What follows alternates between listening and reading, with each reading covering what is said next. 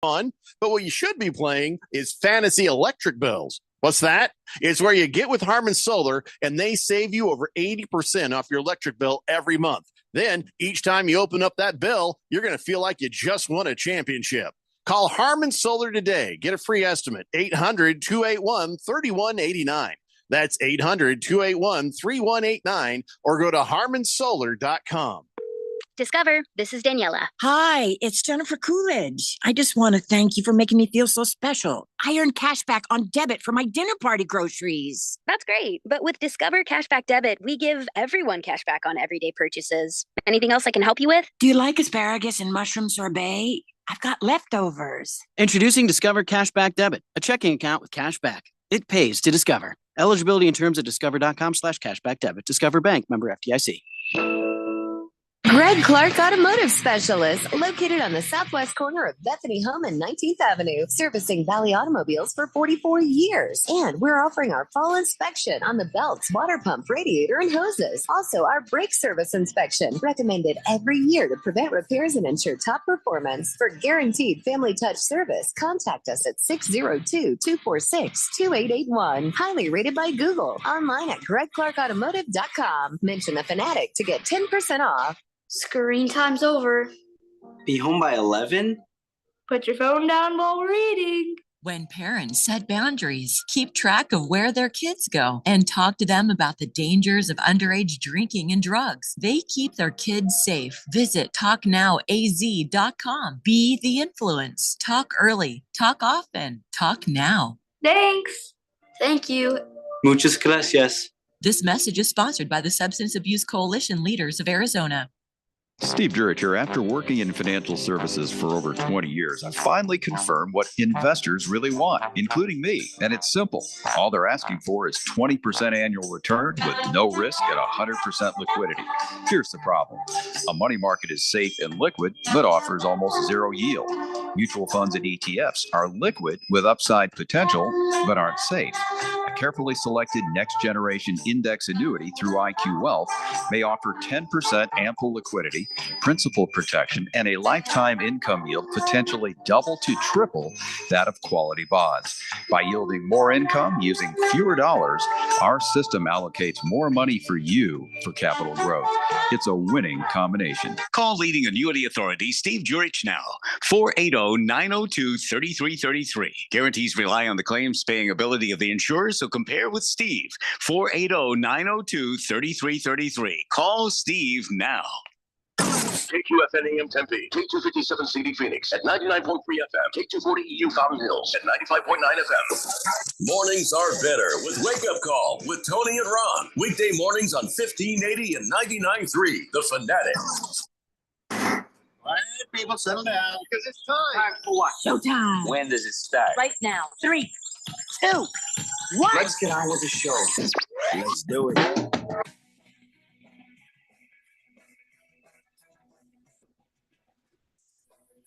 All right, everybody, it's Monday here on the Daily Blender. Your good friend, your radio pal, Jeffrey O'Brien, alongside not Randy White. He's not in yet, but Keon Rose is in the control room.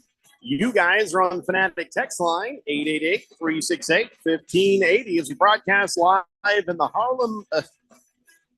Harlem?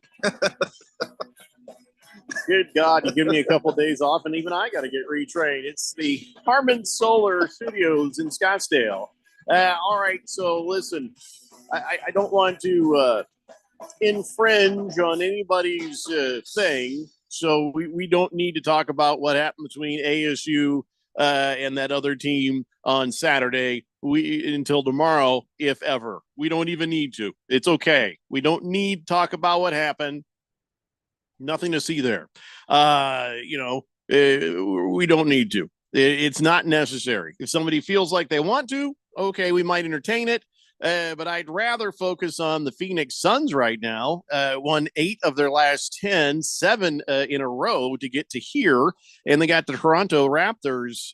When is that? It's a couple days from now. Yeah, that's Wednesday. Mm-hmm. Yeah, so what is going right with the Suns? I mean, when they were losing a bunch of games, I was like, oh, what's going wrong? Well, what's going right? Because Beal is out. and well, so is Durant. So how is it that Booker is just doing all this and just winning? Is it just bad teams that we've come up against here just recently?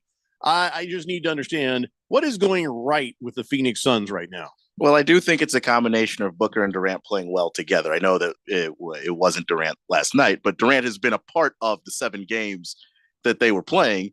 And I think that having Durant out there and Booker out there makes the team deeper, because that's one person that you were relying to have on your bench actually coming off the bench and not just starting and playing a whole bunch of minutes. So that's one. 2, I think that Devin Booker is figuring out this whole point guard thing. Like, I think that he's doing a really good job as the guy that the offense runs through. It's not just his ability to score. It's not his ability to get a bucket when you need it, which is huge, because he had the game winner last night, and that was necessary and awesome.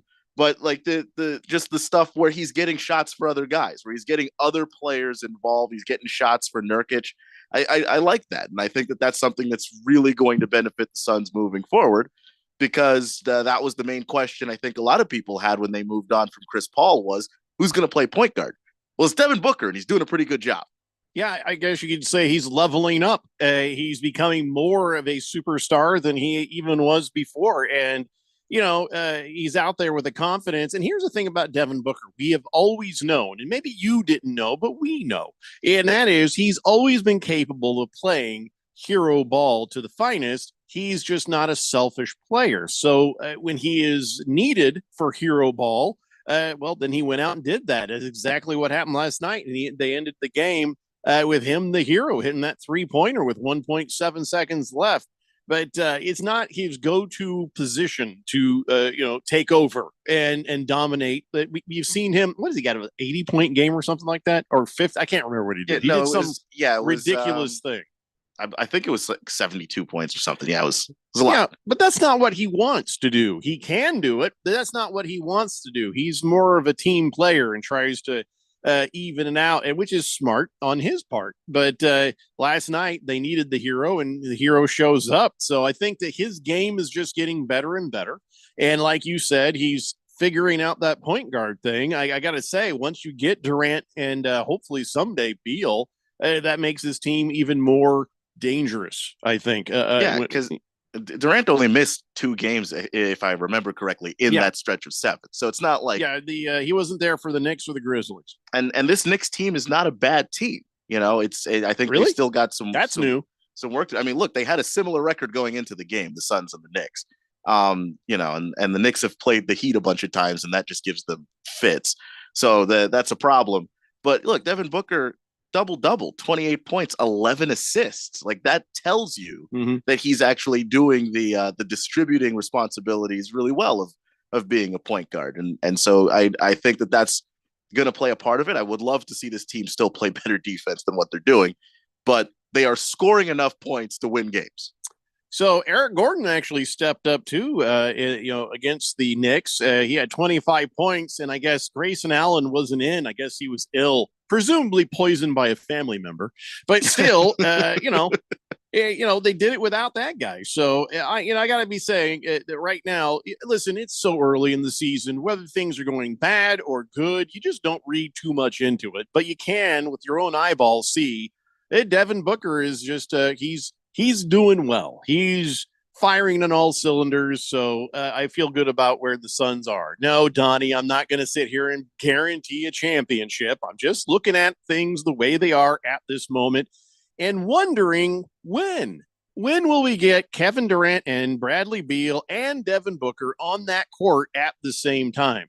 And now it's going to be another week before they even discuss Bradley Beal's back. So I don't know if this is intentional, where they're like, well, let's just hold him out, let him just hang out for a while, or if he really is hurt, or what the deal is. But I want to see what Ishbia has paid for. I want to see where all his money is going. Not my money. It's not my money. I don't even care. I'm thrilled. He wants to spend all that money and pay a luxury tax. I got 2 emphatic thumbs up. Go do your thing. But let's just see, does this turn into something? Does this turn into a potential championship? We still don't know. We don't. I think that when you try and spend all of that money and you get the stars on the team that you have, you're trying to make yourself a contender. And being a contender is not being guaranteed a championship. It means that you're in that conversation of teams that can actually win it. You still have to go out on the floor and prove it. And I think that, getting healthy for the playoffs is the biggest thing that this team is going to have to do, because you do have a bunch of guys that, while talented, do all struggle with various injuries. So like, that's really what the deal is, which is why, you'd love to see what Matt Ishbia paid for Bradley Beal, what he's actually getting, but also knowing that what you paid for was playoff wins. So you need to be cautious with him in the back. So yeah, whenever he's ready to come back, I don't think they're going to rush it. I think they're going to take their time and make sure that Bradley Beal is ready to go. Well, Moist One says could have added all of Devin Booker's points on ASU's total, and they still would have lost by 8. That was evil. Why? I started reading thinking that was going to be about the Suns, and then you just took a turn, jackass. It's the only way they really sneak it in. Yeah. Well, all right. I'm going to give everybody their due, because here's the thing. Yes, the Arizona Wildcats beat the Sun Devils 59-23, but at least it wasn't 70-7. Okay. And guess what? We have a reason for how things have been. Reason number one, dumbass Herm Edwards. That's one. So now all the people who had committed wandered off because of him and his his stupidity. And the other thing, in the game yesterday on Saturday, we were missing quite a few key players. A lot of people were out and were sick or whatever, injured. So, I'm not making excuses. Congratulations, you jackasses. You actually finally get a win. I know you got one last year too. Same reason. But here's the thing. Dillingham's recruiting is looking pretty good now. Things are starting to look up. So enjoy this while you can, but it's going to go back to ASU dominating Arizona in no time at all. Next year you get Rashada back, Scadaboo's back, Conyers back, and you're going to get some really great new players. And listen, go ahead, enjoy this, dine out on this, have sex to this, have sex with this. I don't care what you do, but it's not going to last, because ASU is going to come back and dominate you guys. And now they're going to be even more angry. And I'm going to predict 80-0. 80-0. That's the next one. I mean, what made me laugh the most was how much it killed them that they couldn't get to 70. Yeah. I mean, it was I saw so all hard. The posts on Twitter about how this is revenge, and someone photoshopped the 59-23 billboard, but it's just not quite as impressive, is it? Yeah, even then we put up 23, you put up 7. Yeah, we put up 70, you put up 59. So I know Arizona math, it needs to be explained to you. 70-7 was more than 59. So yeah. Anyway, so whatever. I mean, there's a bunch of Wildcat fans on here. Fubar 1000, who's I'm not going to read your text, to be honest. Wilbur, I'm not reading yours either. Blissful Hayes, well, just like usual, I'm not going to read your text. So, there's really not much to say about it. There's not much to say about it. I mean, how happy would we be if we knew that Arizona was missing players? You know what I mean? I wouldn't feel so happy about my win if I knew that some of their key players weren't there. Is this an embarrassing loss? Yeah, okay, sure it is. Dillingham's got to be embarrassed, and the team's got to be feeling it, but that's good. Sometimes you need to feel that. And that's what Dillingham said. He said, even though it's not fun to lose games like this, sometimes it's needed. Sometimes you have to hit rock bottom to bounce back up. Yeah, you're right. Mm-hmm. And this doesn't even bother me that much.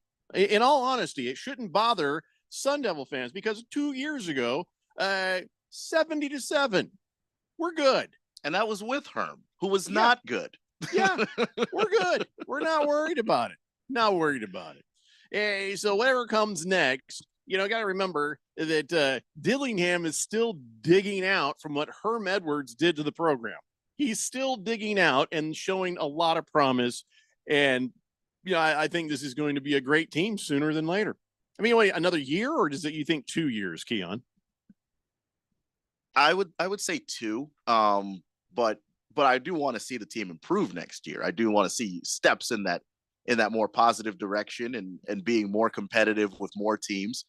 But I think it's going to take a couple of years because the guys you recruited this year and the guys you're going to recruit next year, it's going to take a while for those guys to be, upperclassmen. And that's really when that starts to turn in the favor of a coach to be, this is my team now. The guys that I recruited are old enough to play, become impact players. So I would say a couple of years, but I do think they should take a step forward next year because, of course, the transfer portal has changed the math on some of this stuff. And you've got to be able to get good talent and players in that as well. Well, Moislin makes a good point. Fish cleaned up pretty well for Sumlin, and he says, I think they're going to get even better. Yeah, but how many years has Sumlin been gone? How many years has Fish had now? I think it's been 3 now. So it takes a minute for the program to get back to good. And that first year, he won a game. Yeah, so once things get back to good, Dillingham is getting ASU back to good quicker than Fish got it back to good for U Chalupa. So, I'm not worried about the future. So, all right, you a bunch of malcontent, meth addict, Arizona people. You go ahead, just enjoy the moment now while you can, because that moment is fleeting. 888-368-1580. And let's see, Pringle says, Jeffrey, I will bet you $100 million that ASU never beats Arizona 80-80. I bet you would have bet me $100 million that ASU would never beat Arizona 70-7. I bet you would have made that bet and felt confident. Don't be so confident, Pringle. And by the way, only one of us has that kind of money, and the other is named Mr. Pringle. 888-368-1580.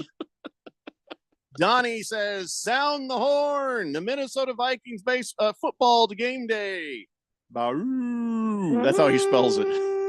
Baroo. Navy Brad says, happy Monday, everybody. How about that Vikings win over the Bears? 42-6, he says. Hasn't happened yet, Navy Brad. What are you talking about?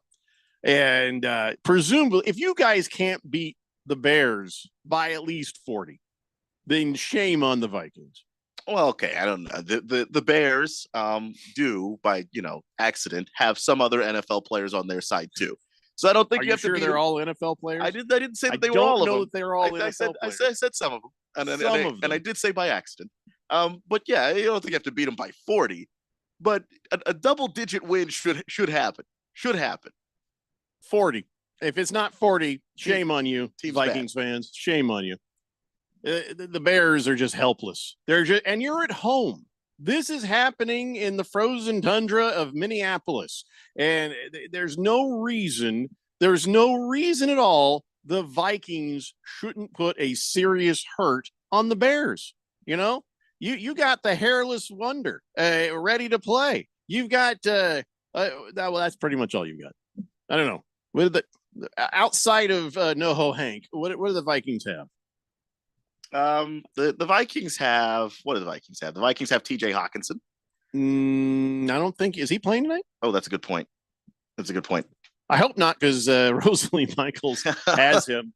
And right now I'm in the middle of sweeping her yet again this year. Oh, no. I think I swept her last year, but there was a lot of years I lost to her. So these last few years have been kind of nice, to be honest. So I am up on Hawkinson is cleared to play. 60 points, and she's got Herbert for the Bears and Hawkinson for the Vikings.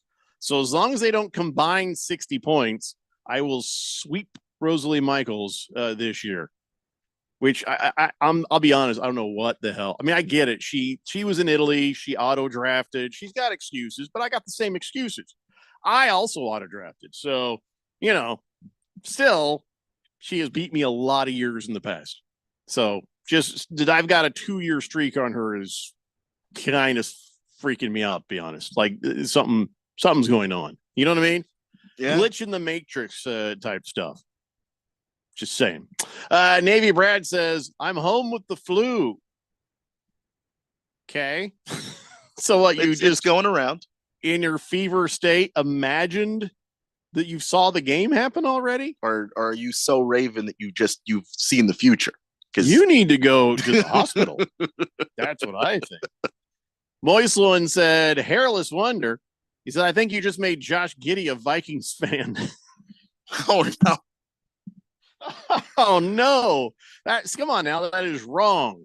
And Melissa's talking about the claims that Josh Giddey has been having an inappropriate relationship with a minor. And if you don't know, Josh Giddey plays for the Oklahoma City Thunder, and some stuff has come out that indicates that maybe he should be in jail, I guess. Yeah, no, that's 100% correct. And he's 21, so at least it's closer in age. But once you're past 18 and they're not, it's against the law. But he's from Australia. What is the age you're allowed to do things like that in Australia? You know, again, I'm not trying to make excuses for this guy. I'm just saying there might be some circumstances here. Depends on like the region of the country, but between 16 and 17. Depends upon the region. So basically, their version of the South is 12.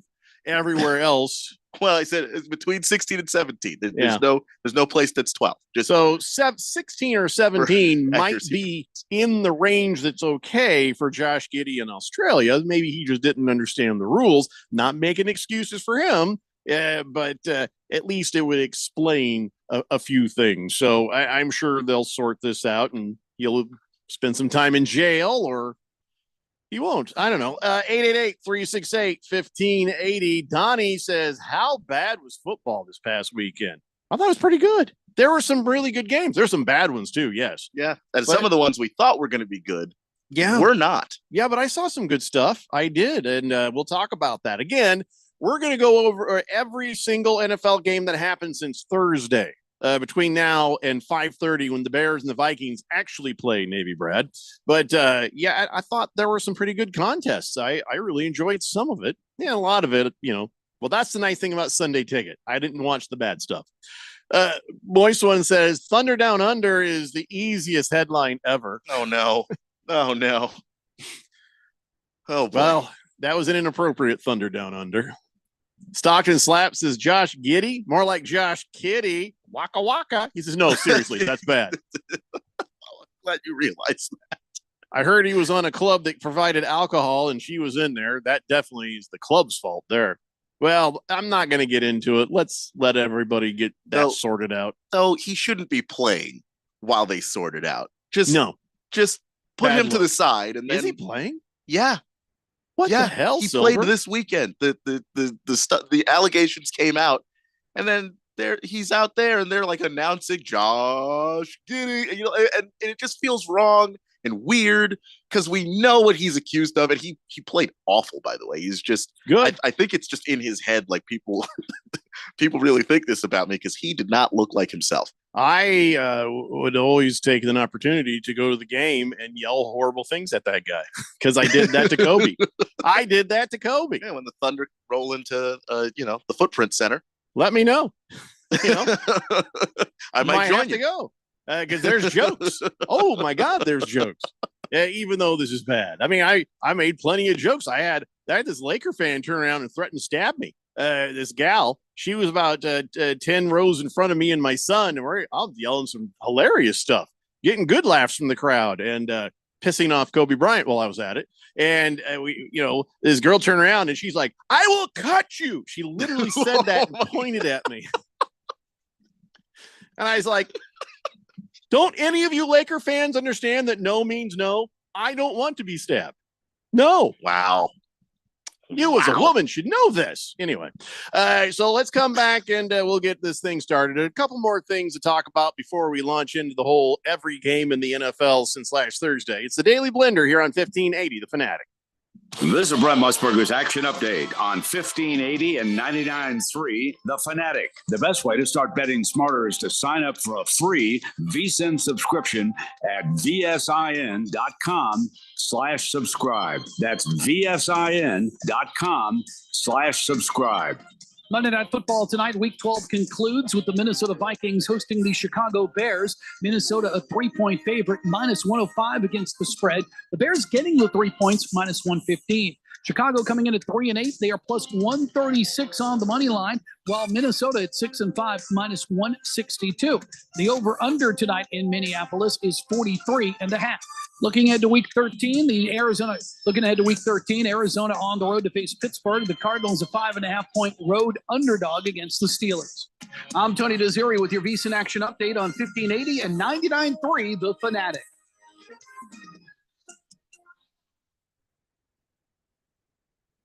Liberty Mutual presents How to Be the Life of the Party.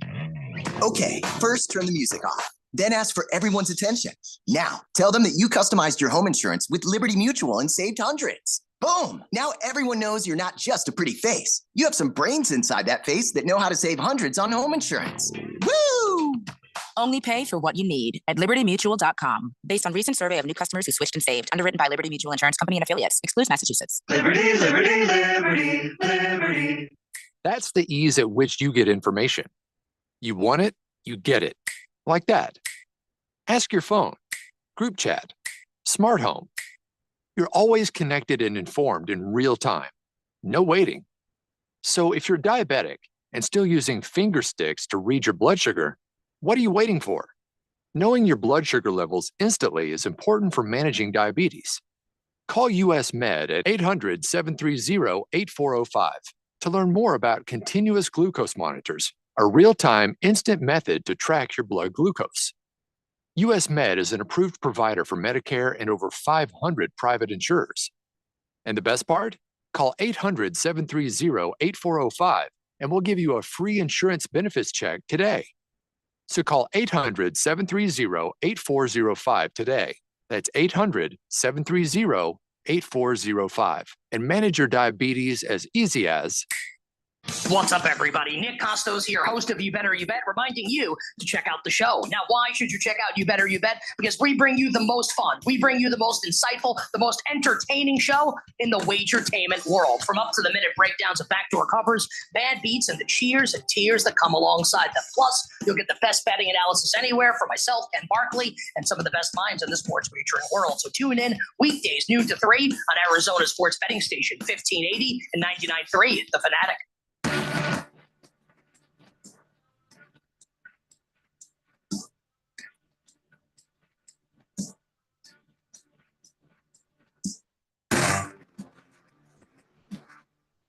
Hey, Blender here on 1580, The Fanatic.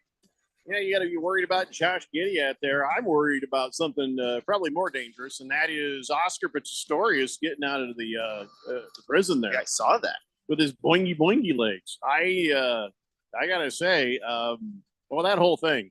I thought there was a burglar there in the bathroom, and so I opened fire. Oh, really? Is there a door to that bathroom? No. How did the burglar get in there? Well, I thought there was a burglar in the bathroom, so that's what. No, what? Why did people in other apartment buildings around yours hear screaming before you opened fire? Like hours before you opened fire. Yeah, the Boingy Boingy man was full of crap, is what it is there. But he was sentenced to 13 years and 5 months, which honestly, that's not right. That sentence right there was never right. But he's been in jail since 2014, and him and his boingy boingy legs are going to be released here in a little bit. He'll be on parole, so he's not like allowed to leave the area where he lives there. But you know, him and his boingy boingy legs will. I mean, you should hear him coming. That's all I'm saying. You know, doing, doing, doing, doing. It shouldn't be like he can sneak up on you. I just wouldn't want to. I wouldn't use the bathroom at his house if you happen to have to be there. I don't know why you would. I'd just probably stay away from Boingy Boingy Man. I'm not going to call him Blade Runner. No, that was his nickname when he was cool. And then when he got to be murderous, he became Boingy Boingy Man. That's fair. I just avoid the entire nation of South Africa as long as he's alive, and I think you'll be okay. Is there really a reason I'd need to go to South Africa? I can't think of one. I'd rather go to like regular Africa than Boingy Boingy Africa. You know, I don't know. Is there anything cool in South Africa? I hear Johannesburg is nice, but I don't know what's in it that makes it nice. I've just heard that. I don't know if I want to go to a place where they give a guy 13 years for blasting away at a bathroom door and killing some lady. I don't know. But anyway, so I'm more worried about him getting out than Josh Giddey. I mean, I'm worried about the Josh Giddey thing too, which is hopefully that doesn't turn into whatever. And then I got to worry about this. How was your Thanksgiving, by the way? That was good. Did you have some good food? I had plenty of good food. Yeah. Well, it's been 4 days. 4 days since Thanksgiving, and there's lots of people with leftovers. I have had turkey every damn day since Thursday. And we didn't even have a very big bird, you know? And so what I did on Thanksgiving Day is I got myself a little breast, and then I got myself one of them drumsticks. Then I sat there like King Henry, just eating that thing. And the next time, here I am again with the other leg. And then I've just been having a lot of turkey sandwiches. But here's what they found is you shouldn't eat it past today. Today should be the last day where you have a big meal out of your Thanksgiving leftovers, or you just stick that in the freezer so that you can bring it back out when you're ready, because they say the U.S. Department of Agriculture, Food Safety and Inspection Service, it says throw out refrigerated leftovers after 3 to 4 days. If they're kept in the freezer, they can stay there for months, but still, careful now. You're getting into the end of the leftovers. And there's another reason. They say Thanksgiving dishes might spoil faster because the food sits out longer than a typical meal, because you're waiting for everybody to come back to the buffet, right? That makes sense. That makes sense. So I'm just, this is it. This is the last day for my wife made some amazing mashed potatoes in that mix. And then I'm probably going to have some more turkey. I had a turkey sandwich for lunch. I had so much damn turkey. Anyway, so I'm not just saying this because I'm hoping she's listening and I don't have to eat any more turkey for a while. It's actually science. Yeah. Now you freeze the turkey, we can bring it back out for turkey tacos or something. Ooh, I've never had those. But health, yeah, safety. That makes sense. Now, I've been treating my stomach like a trash compactor for years, so yeah, I don't think I'll be stopping anytime soon. But it's good to know that I am actually harming myself as I eat leftovers tomorrow. You'll just carefully go. If it smells okay, you'll probably be okay. But I wouldn't. Yeah, that's trust generally the how I smell do test. it. It's not 100% reliable. It could be, smells fine, and next thing you know. Yeah, and then you're trapped in the bathroom for hours. Yeah. That could happen to you. That is not why Randy is out today, by the way. It's good to know. Because it could happen to anybody. Could happen to anybody. Yeah. So anyways, that is something that maybe you could worry about, but we're not going to worry about that. Jiggy says, hey guys, just getting to tune in. I turned $90 into $700 this weekend. I had JT and Hurts to score twice and it hit. Bam, Jiggy. Good for you, man. Nicely done. Now, outside of the world of fantasy football, my wife might have the highest score in all of our Daily Blender Fantasy Football Leagues right now. She told me she got 207.65 points, and there's still players left to play. She doesn't have players left to play. But, yeah, that is pretty damn good right there. But I'd say it's about over. Yeah. Yeah. I haven't gone through the other leagues yet. 207. Has more than 207 points, please let me know, because I am curious. I am going to be lucky to beat Rosalie Michaels. You know how I usually get you 100 points. Though this week I got 130 some odd points. So big day for my team in fantasy football. Cowboy Sparky says, hey, turkey pot pie, Jeffrey, with all that turkey leftover. Oh, I like your thinking. I've never made homemade pot pie, though, Cowboy Sparky. I've never done that. Huh. Why haven't I ever done? You know why? Because I think that I'd be worried that I get a soggy crust. I don't like a soggy crust. Yeah, that ruins it. Yeah. That does ruin it. Why haven't I ever tried that? I should try that. You know what, Cowboy Sparky? I'm going to look up some good recipes, because I was telling my wife the other day, I was like, what would be great is pot pies. She's like, oh, Marie Calendar? I'm like, okay, let's just take it easy. I'm not paying $5 for one pot pie. I want the 50 cent a piece banquet pot pies. Damn, those things are good. 2 of those things for $1. I know now they're probably more expensive, like $1 a piece or something. But man, I can't eat one pot pie from Banquet because it's just small. So Yeah, give they're me tiny. 2, and I've had lunch. I'm happy. Love pot pie. Yeah. 2 pot pies and like a soda. Sure. That does it. You know, and she's like, "Oh, you can't have that." What do you mean I can't have that? She says, "Have you read the sodium on those things?" No, because why would I ever read the box of a Banquet 50-cent pot pie? There's nothing there I need to know. She ruined it for we me. weren't under the delusion that you were gaining nutrients from it. It just tastes good. So maybe I do, Cowboy Sparky. Maybe I do need to make my own pot pie. I won't learn how to do that in time for this turkey, but I'll tell you what, maybe next year. Maybe next year. Thanks for the inspiration, Cowboy Sparky. Fish Tank says Dolphins win and everyone else in the AFC East loses, including the Bills. What a great weekend for football. Hey, Keon, looking forward to Finns versus Commandos this weekend. If the Dolphins, that makes one of you. If the Dolphins don't score 60 points, I'm going to be shocked. Actually, it's bad. It's real bad. We will get to your horror yeah, show. I will not dig any deeper into that. I'm just going to tell you. Yeah. How did I answer the phone to you on Friday night when you called me? I said, "What fresh new hell do you have for me this time, Keon?" And that's exactly how he feels about having to watch his team play a week in and week out. When I looked at the Dolphins ahead on the schedule, I was like, man, I wish we played them already. I wish that was in the rear view. Yeah. The fact that this is coming up, that you got 45 points dropped on you by the Cowboys. It's going to be uglier. It's going to be One of uglier. those weird things where you might turn around and just whoop them, and nobody will have an explanation for it. I mean, Probably not. Anything's possible in the NFL. You got to play the game. That is not likely. It's not likely. 602 Pats fan says, "Is it just me or the Patriots making the tanking too obvious?" Oh my God, they are. Are they, or do they Serious. just suck? No, listen, Bill Belichick is never this bad unless it's on purpose. I am absolutely 1,000,000% convinced that Belichick, he's like, if we're going to tank, I mean, we're going to tank. Maybe, but and he is pissed that he has one more win than the Panthers right now. He's got a roster that has injuries on his favorite side of the ball, defense, and there's just not talent on the offensive side of the ball. What have you seen him do to fix that? Which is his fault. Nothing. What can he do though? He's juggling bad quarterbacks, trying to make it look like he's trying something. Well, it's but not that he looks better. like what could he do? Who is available for him? This is on purpose. Mac Jones, I've never been more sure of anything Mac in my Jones life.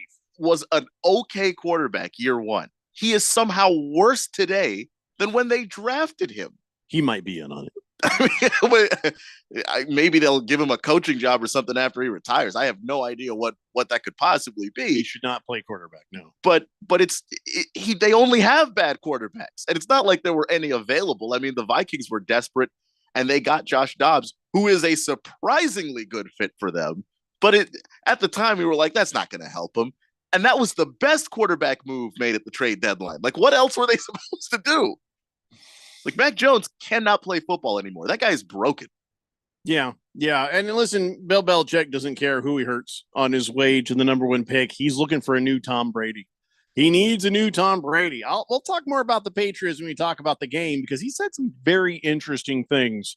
And I feel like, yes, it's probably one of the greatest tank jobs of our generation. Fubar 1000 says Kansas City started off kind of slow, but Pacheco and Rice scored me a lot of points. Oh my God. I had Rice on my bench. Oh man, I had Jacoby Myers on my bench, but that's a different story. I didn't think that they would be as bad as they were the week before as receiving, but I didn't want to take a chance with Rice, who's sort of been under 10 points for a few weeks. And then, of course, because he's sitting on my bench, he goes off for 27. Yeah. That is how it goes sometimes. Sucko. Also, Isaiah Pacheco, yeah, he runs angry even when there's nobody in front of him. He walks angry. Everything he does is angry. It's like he's stomping everywhere. It's kind of fun to watch, but it's shocking because it just seems like that would be more tiring to run like that, and it never seems to stop him. He needs some counseling, but we should wait until later in his career. Right now is a bad time. Swazman says, Keon, it's time to play taps on your fantasy football season. I won by 0.15 to Papa Mike, who's not really even playing. I'll take it from here. Hard to predict the championship. Anyone has a chance, except for you, Keon. Haha. Now listen. There's a lot of meanness right there. Yeah, no, listen, hold on. I'm not done yet. I have one player and I've got like 25 to 30 points to make up. Anything is possible, okay? That's all I'm going to say on that. That's all I'm going to say. DJ Moore, please do something. You know, they say anything's possible, follow your dreams. I just looked at your fantasy football team. Not you, Keon. 888-368-1580. I'm just trying to keep some embers of hope alive, you know? Just that energy is probably best just somewhere else. If it weren't for the Longhorns this year, I would be the most miserable person. Las Taco says, "Hey Jeffrey, I just checked your ex Twitter. It makes it sound like he's checking my ex's Twitter photo. No, he checked my Twitter, X, whatever you want to call it. He said, checked your profile out of curiosity. Man, your profile photo is intimidating. What? What are you talking about? Intimidating? It's just my crazy mountain man look. You know, maybe that's what he means. The crazy mountain man look is intimidating. Is it to him? I don't know. Oh, did you give me a follow there? Taco. If you go all the way there to look at the profile picture that don't hit follow, that is some prime haterness right there. I don't know what else to say about that. Yeah, give me a follow. I'll follow you right back there, Lost Taco. If here's the thing, it says on my my Twitter, if I think you're a real person, I'll follow you back. Kiss the Cook says, "Hey, last week, who said they'd have a signed pair of Joe West underwear? How much permanent marker did that take?" What are you talking about? Did we? I understand that Thanksgiving was a short week and it was kind of hectic and a lot of things happened. I do not recall this conversation, not even remotely. I have a vague memory of something to do with umpires. But we always talk about umpires because they genuinely suck. Kiss the Cook says, "I tell my wife constantly, honey, it smells okay to me. I'm eating it." Are we still talking food? Hamilton Maybe. Porter says, "Afternoon, gentlemen. So Crying Ryan Day is what? Crying Ryan Day? Who's Ryan Day? He's the Ohio State head coach. Oh yeah, Michigan beat Ohio State. Mm-hmm. Third 56 straight time to now? 6 Yeah. as a head coach, but 1-3 versus Michigan. So Ohio State fans want him fired. That's why I love this rivalry. So intense. Could you see ASU fans doing that to kill Kenny Dillingham in a similar set? Yes. Yes. Yeah, but this is the if Kenny Dillingham loses to Arizona 3 times in a row, yeah, it might actually happen. Yeah, depending on the team you have, once things start to settle in, you got to get that win. That's the only win you got to get. Listen, we got more texts coming in, but I got oh my God, Jet, that's good. I'm not going to read it, but that was good. All right, let's take a break. We'll come back and we'll start talking about all the NFL games that happened over the weekend. It's the Daily Blender here on 1580 The Fanatic. Kevin Harlan here from Monday Night Football on Westwood One. Join me and Hall of Fame quarterback Kurt Warner to close out Week 12 as the Minnesota Vikings host the Chicago Bears. The Vikings are 6-5 in the thick of the playoff race with the new quarterback in Joshua Dobbs. Next up, division rival Chicago, and the Bears have their own dynamic quarterback in Justin Fields. Join us on Monday Night Football. Right here on 1580, The Fanatic. As the weather gets colder, the NFL offers Stay Hot on FanDuel. Right now, new customers get $150 in bonus bets with any winning $5 moneyline bet. That's $150 if your team wins. If you've been thinking about joining FanDuel, there's no better time to get in on the action. The app is so easy to use. There's a wide range of betting options, spreads, player props, over-unders, and more. I like putting parlay bets together, hammering the overs, and anytime player touchdown bets always have me on the edge of my seat. So if you're ready to do the same, visit FanDuel.com/win and kick off the NFL season. That's FanDuel.com/win. FanDuel, official partner of the NFL. 21 plus and present in Arizona. First online real money wager, only $5 pregame money line wager required. First online real money wager, only $10 first deposit required. Bonus issued as non-withdrawable bonus bets that expire 7 days after receipt. See terms at sportsbook.fanduel.com. Gambling problem? Call 1-800-NEXT-STEP or text NEXT STEP to 53342. Hey, Doc, nice office. Quick question. If you had to choose, would you give yourself a root canal or run payroll? Run payroll, no question. Seriously? Have you run payroll before? Paying my team with Gusto couldn't be easier. Gusto gives me unlimited payroll runs, next day direct deposits, and automatically files my taxes. Saves me time. Wow, that's nice. Over here, Doc. I run payroll too. Choose payroll without the pain. Visit gusto.com/radio to sign up for free. When it comes to covering the high school sports scene in Arizona, AZ Preps 365 has all the answers. Every Saturday morning from 8 until 10, they break down games, interview the newsmakers, talk with coaches from around the state, and stay up to date with what's happening with prep athletes and breaking news from the Arizona prep scene. It's AZ Preps 365, 8 till 10 Saturday mornings on 1580 and 99.3 The Fanatic, and always on at 1580thefanatic.com. With Black Friday savings all month long at the Home Depot, you get all the jingle bells and whistles you could wish for with LG appliances. With America's most reliable line of appliances per independent consumer study, you can take holiday doing to holiday done and always be ready to handle last-minute holiday guests. Final days to save up to $900 on select laundry sets, including top brands like LG, with Black Friday savings at the Home Depot. How doers get more done. Ends November 29th. For the latest from the world of golf, tune in every Saturday morning from 6 to 8 for the Golf Shop Radio Show, presented by PlayGolfMyrtleBeach.com, the golf capital of the world. Hosts Mark Greenhelch and Matt Blanchard talk golf from tee to green and everything in between. If you like golf, you're going to love Golf Shop Radio. Before you tee up, drop on in. Welcome to the Golf Shop here on 1580 and 99.3 The Fanatic. So what did the doctor say? He said I might need surgery. Wow, it's that serious. Well, we won't know for sure until I talk with a surgeon, but I'm lost. This is all new to me. The decision to have surgery isn't easy, but neither is living with pain. There is an alternative to surgery. At the Naturopathic Physicians Group in Scottsdale, our doctors are experts in full spectrum care using a natural approach and can restore pain-free joint function so you can avoid surgery. Patients come in for a variety of issues, including joint pain, chronic conditions, and issues specific to men's and women's health. We also help restore balance in immune, digestive, and hormone systems, which often improves both immediate physical symptoms and also improves cognition and emotional stability. So when traditional medicine suggests you need surgery, how about taking another approach? Call Naturopathic Physicians Group at 480-451-6161. That's 480-451-6161. Or go to naturopathicgroup.com. Before becoming a professional announcer, I took the announcer oath, which forbids me from misleading listeners. Just wrap your heads around the reality of that. That means I speak the truth when I say you can listen to us on your smart speaker. Just say, listen to 1580 The Fanatic.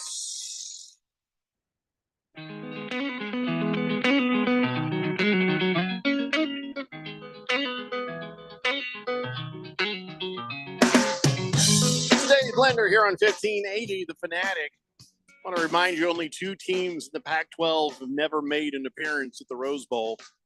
Colorado is one of them. They've been in the Pac-12 since 2011. Another crap school that's been there since 1978, Arizona, will never go to the Rose Bowl either. Aww. Aww. Aww. Just wanted to make sure you knew that. By the way, since we don't have a whole lot to celebrate as ASU fans, one thing you can look at that's pretty good is the fact that ASU is number one in schools ranked by walking distance from the stadium to the nearest In-N-Out Burger. 1.7 miles. Go ASU. Yeah, I've been to that In-N-Out Burger. Yeah. Now, it's supposed to be a California institution, this In-N-Out Burger.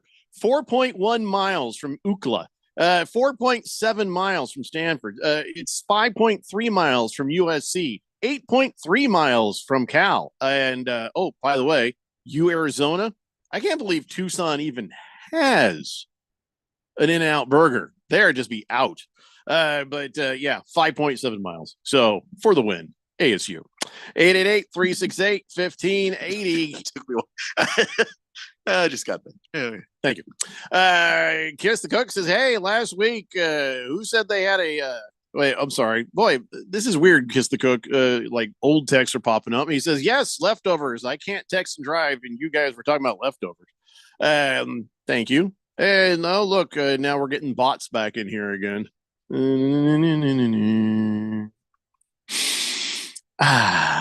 Should we talk football now? Let's do it. The Berg says, go in and out. Well, I guess he can't say it. Go SU, I guess. That's fine. That's fine.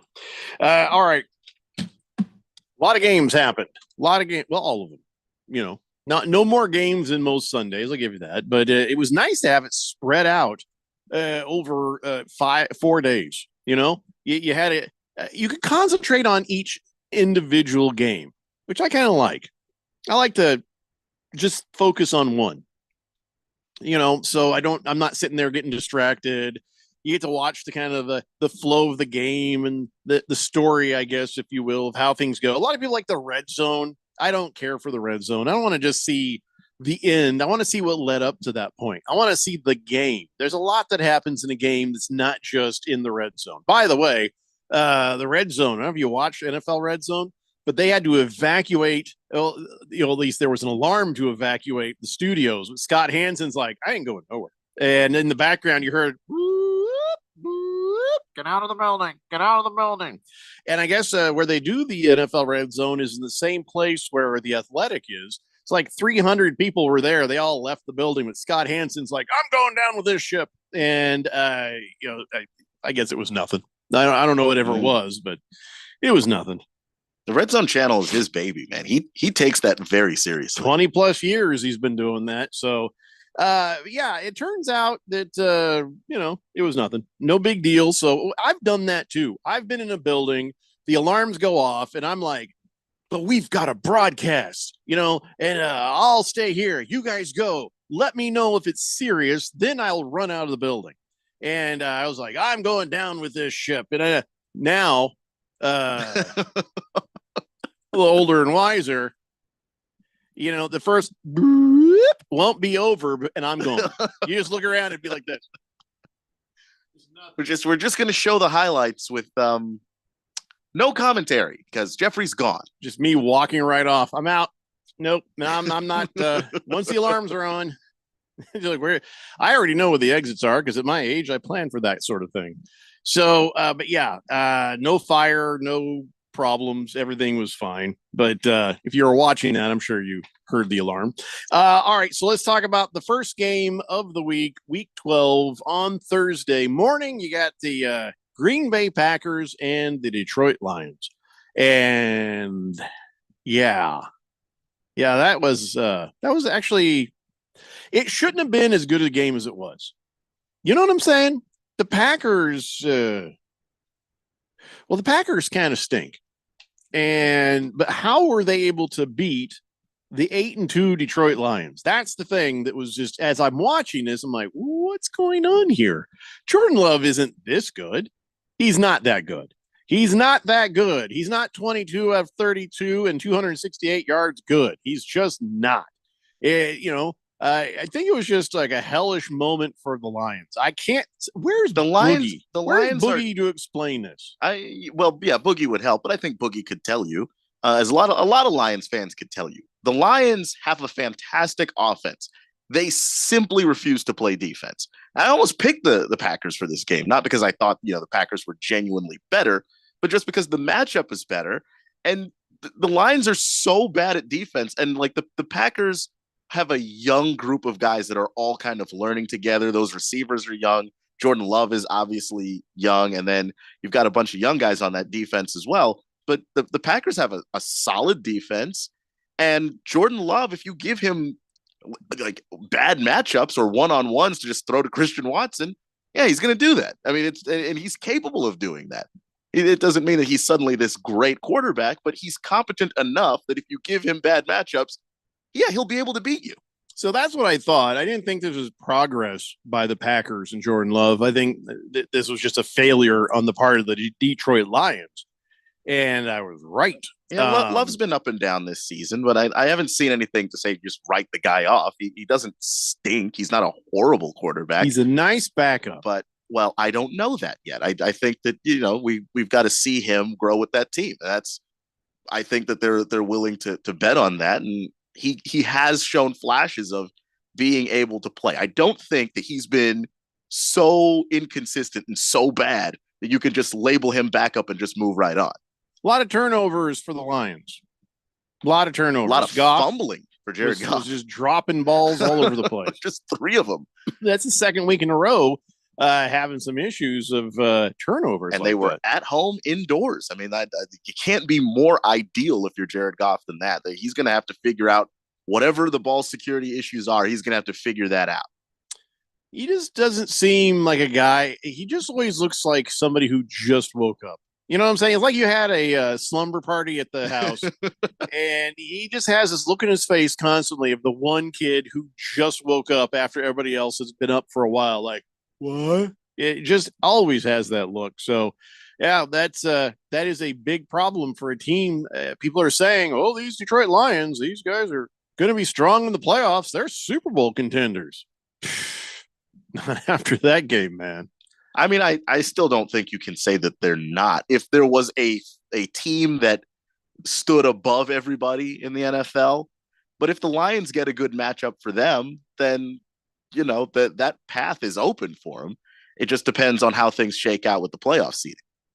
If you can't beat the Packers, I don't know what a good matchup is for the Vikings, for the Lions. I understand that it's not been the strongest of opponents for them, but they're an 8-3 football team. It's, the Packers, like sometimes in the NFL, Packers are 4.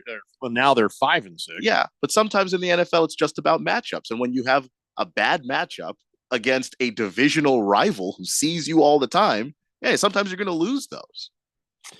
Well, that game was a surprise. I'll say that. That game was. Yeah, I mean, I picked the Lions to win that game, so I definitely was surprised by it. Me too. I don't think that it's an outcome that you couldn't have seen coming. There are just certain things with the way the Lions play defense where you're like, I'm a little worried about that. Well, I was more,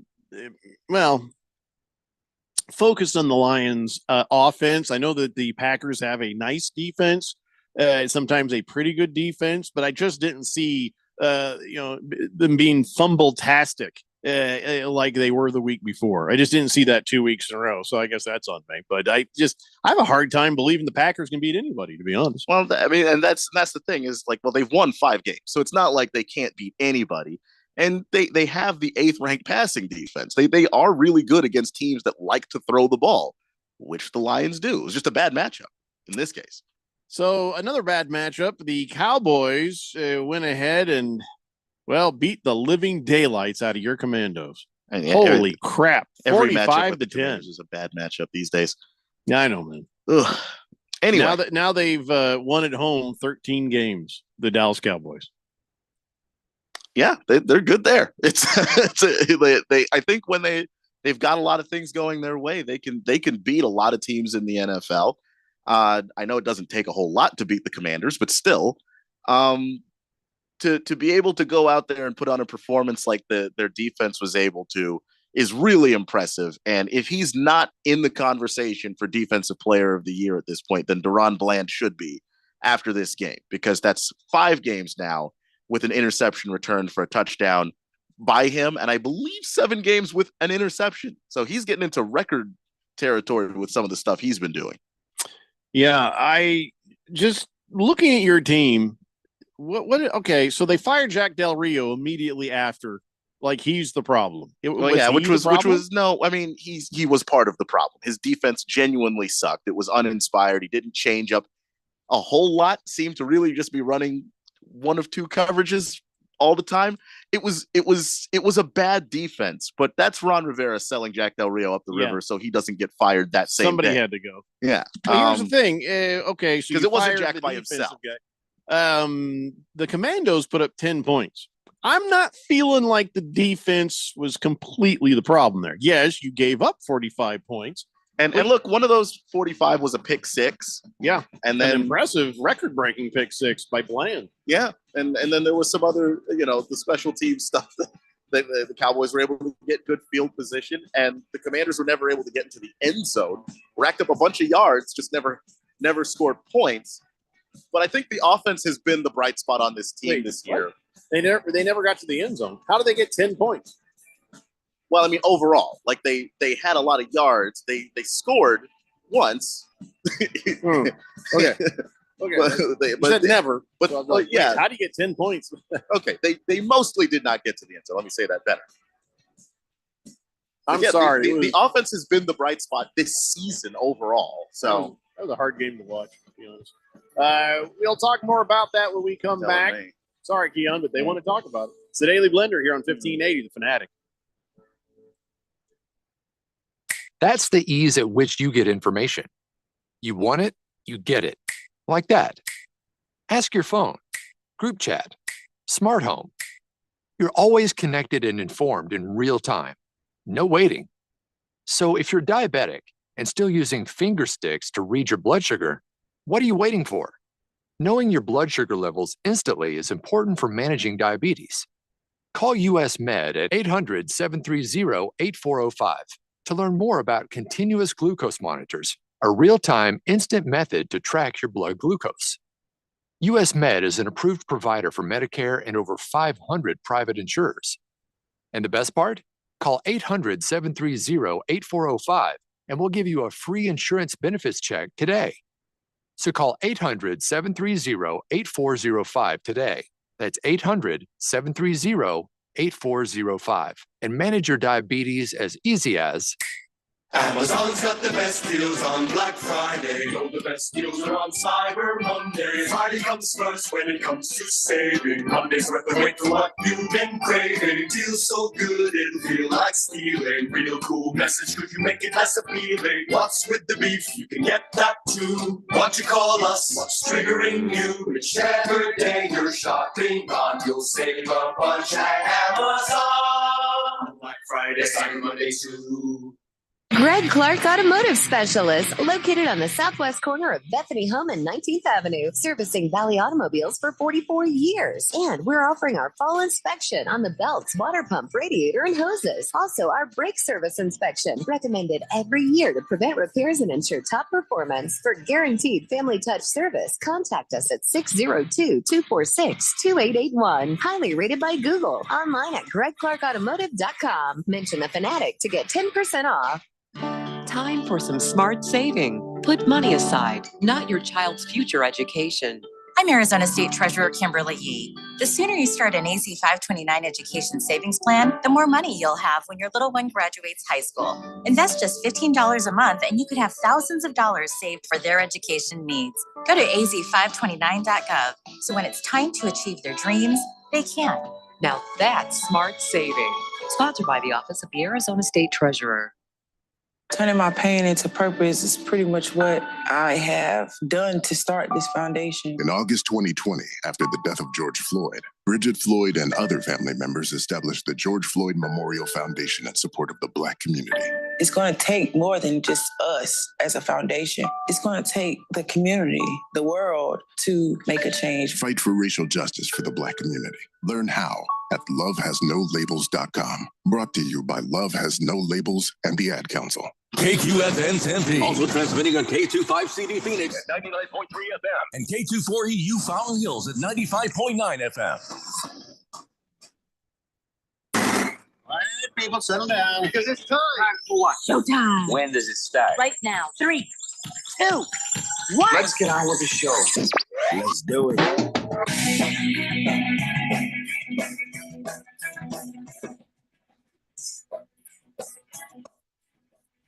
All right, everybody, it's 4 o'clock here on the Daily Blender. I'm your good friend, your radio pal, Jeffrey O'Brien, not alongside Randy White. He should be back tomorrow. Who knows?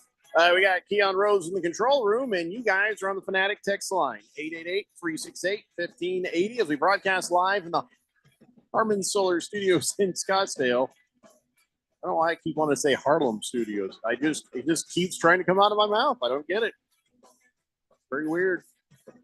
888-368-1580. We have begun talking about all of the NFL games that happened in Week 12 as we get ready for the last one of the mess. It is Bears and Vikings at 5:30 p.m. That is coming up in 1.5 hours. So we got a lot of football to talk about in a short amount of time. Let's get caught up on the text line and sort this out. Lost Taco says, hey, Keon, what exactly is a Domino's delivery expert? Nice title. What is he talking about? I guess somebody went to my LinkedIn or something, and that's what they call the delivery drivers at Domino's. Delivery experts. That's what, yeah. Wow. Did you have special schooling for this? No. In fact, I had not gone to school yet. I was still. Oh, you're in high school. You're doing this. Yeah, between high school, college. Yeah.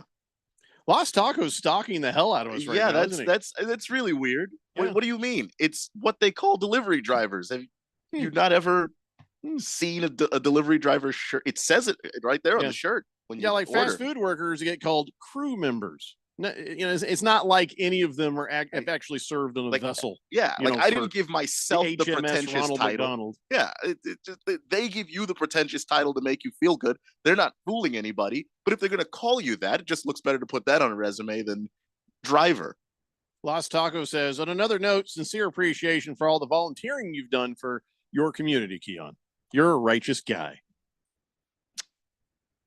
This just feels weird. Yeah, but it's just kind of weird. Okay. Yeah, I do try to give back, but that's not how I wanted that to be discovered. Just someone combing through my resume, but cool. Yeah, here's the thing. It's bound to happen. Yeah. Just, Berg says, hey, surprise attack dogs is actually Keon in the Premier League, right? No, he's not. No. He says that because surprise attack dogs in last place. So that was just some more unprovoked attacks by Berg against Keon. It is what it is. Yeah. Berg's not going to change. Donnie says, oh, Jeffrey, don't like Red Zone, huh? Okay, boomer. Red Zone's been on for like 20 years. I just have never really cared for it. I like to see the whole game. Yeah. And there's nothing wrong with that. And, when the Red Zone was started, I'm pretty sure Jeffrey would have been in the target demographic for it. So I just don't know that this is an okay boomer moment is what I'm trying to say. Yeah, it's more just it's just personal preference. taste. Yeah. 602 Pats fan says, yeah, you're going to lose games. Just ask the Bills. It's just going to happen. It's going to happen. Kiss the Cook says, I can't wait till tomorrow. I get to meet John Smoltz. Oh, that's cool. Yeah, good for you. How's that happening? Are you cooking for him? Fubar 1000 says, I think the Lions could have gone deep in the playoffs had they won on Thanksgiving. They've not won on Thanksgiving in 25 plus years. Yeah. I don't know if cause and effect on that determines whether they'll go deep in the playoffs or not. You're saying that they would have had to for that to happen? I don't know, man. Listen, it was a short week turnaround for them, and also you have to understand that there's a lot of turnovers. They got the turnover bug. So I'm not making excuses for them, but I don't know if this really impacts whether they do or do not have a chance to go deep in the playoffs. Am I It crazy? looks bad, but it does look very bad. Am I crazy though, or didn't the Lions win on Thanksgiving in 2016 or 15? I don't remember. But I remember watching them win. Well, look it up. I don't know. Let's see. Swozman says Keon is definitely the younger brother like I am. Get a hard time. We just have to take it. Keon, you're fun sports radio so far. Haha, he says. That was a compliment. Yeah, well, I appreciate that. And yeah, they beat the Vikings in 2016. There you go. And the Eagles in 2015. And the Bears in 2014. So they've won multiple times on Thanksgiving, just not any time in the last 5 years. There you go. Rico Suave says, what's up, fellas? We just got here. CK says, Keon, all that Ralph and Seahawk ass kissing didn't work out for you. Seahawks top 3 defense, huh? Ha ha ha ha ha ha, he says. Well, I never said they were a top 3 defense, so I don't know where that came from. But I'm No, so glad they lost. I picked the Niners. Yeah. Like, you just heard what you wanted to hear, man. I picked the Niners. I don't know what you. I just tried to make sure that it was if you wanted to pick the Seahawks, I'm going to give you reasons why. Say it's a top 3 defense. I don't recall saying it was a top 3 defense. Yeah, you said it. I remember saying it was a good defense, and then I was told that that they're only a few steps above the Commanders. I don't remember saying it was top 3. A lot of people remember that. Okay, I don't. Maybe remember. they misunderstood you. Maybe Yeah, top 3 in their division. Okay, I don't remember this week. I don't remember saying they were a top 3 defense. Yeah. Unless it was in a specific category, which I don't remember right now. The cook says being a pizza delivery expert is better than being called a pizza jerk. Well, I think anything is better than being called a jerk, man. Yeah, I suppose. Scratch me because says 10 points without seeing the end zone. 5 safeties, 2 safeties, 2 field goals. See, it can be done, Jeffrey. Yeah, I just didn't happen in that not game. a normal thing. But with the way that they were playing offense that day, wouldn't have been surprised. We talked about this like a half hour ago. It took Scratch Me because this long to do all the different scenarios for it. But I appreciate the work. Good for you, man. 888-368-1580. All right, so we're caught up on the text line, but let me just where were we? Oh yeah, talking about how the Commandos lost to the Cowboys. I don't know if we've talked nearly enough about that. I think that we have, personally. I think we have covered everything on that subject matter that we need to cover. Did we talk about Deron Bland with the NFL record when he returned an interception for a touchdown for the 5th time this season? We did. That did come up. 63-yard pick six, broke the NFL record. So now he's the man. Did we get that on? We did get that. Yeah. And good for him, by the way. He's having a hell of a year.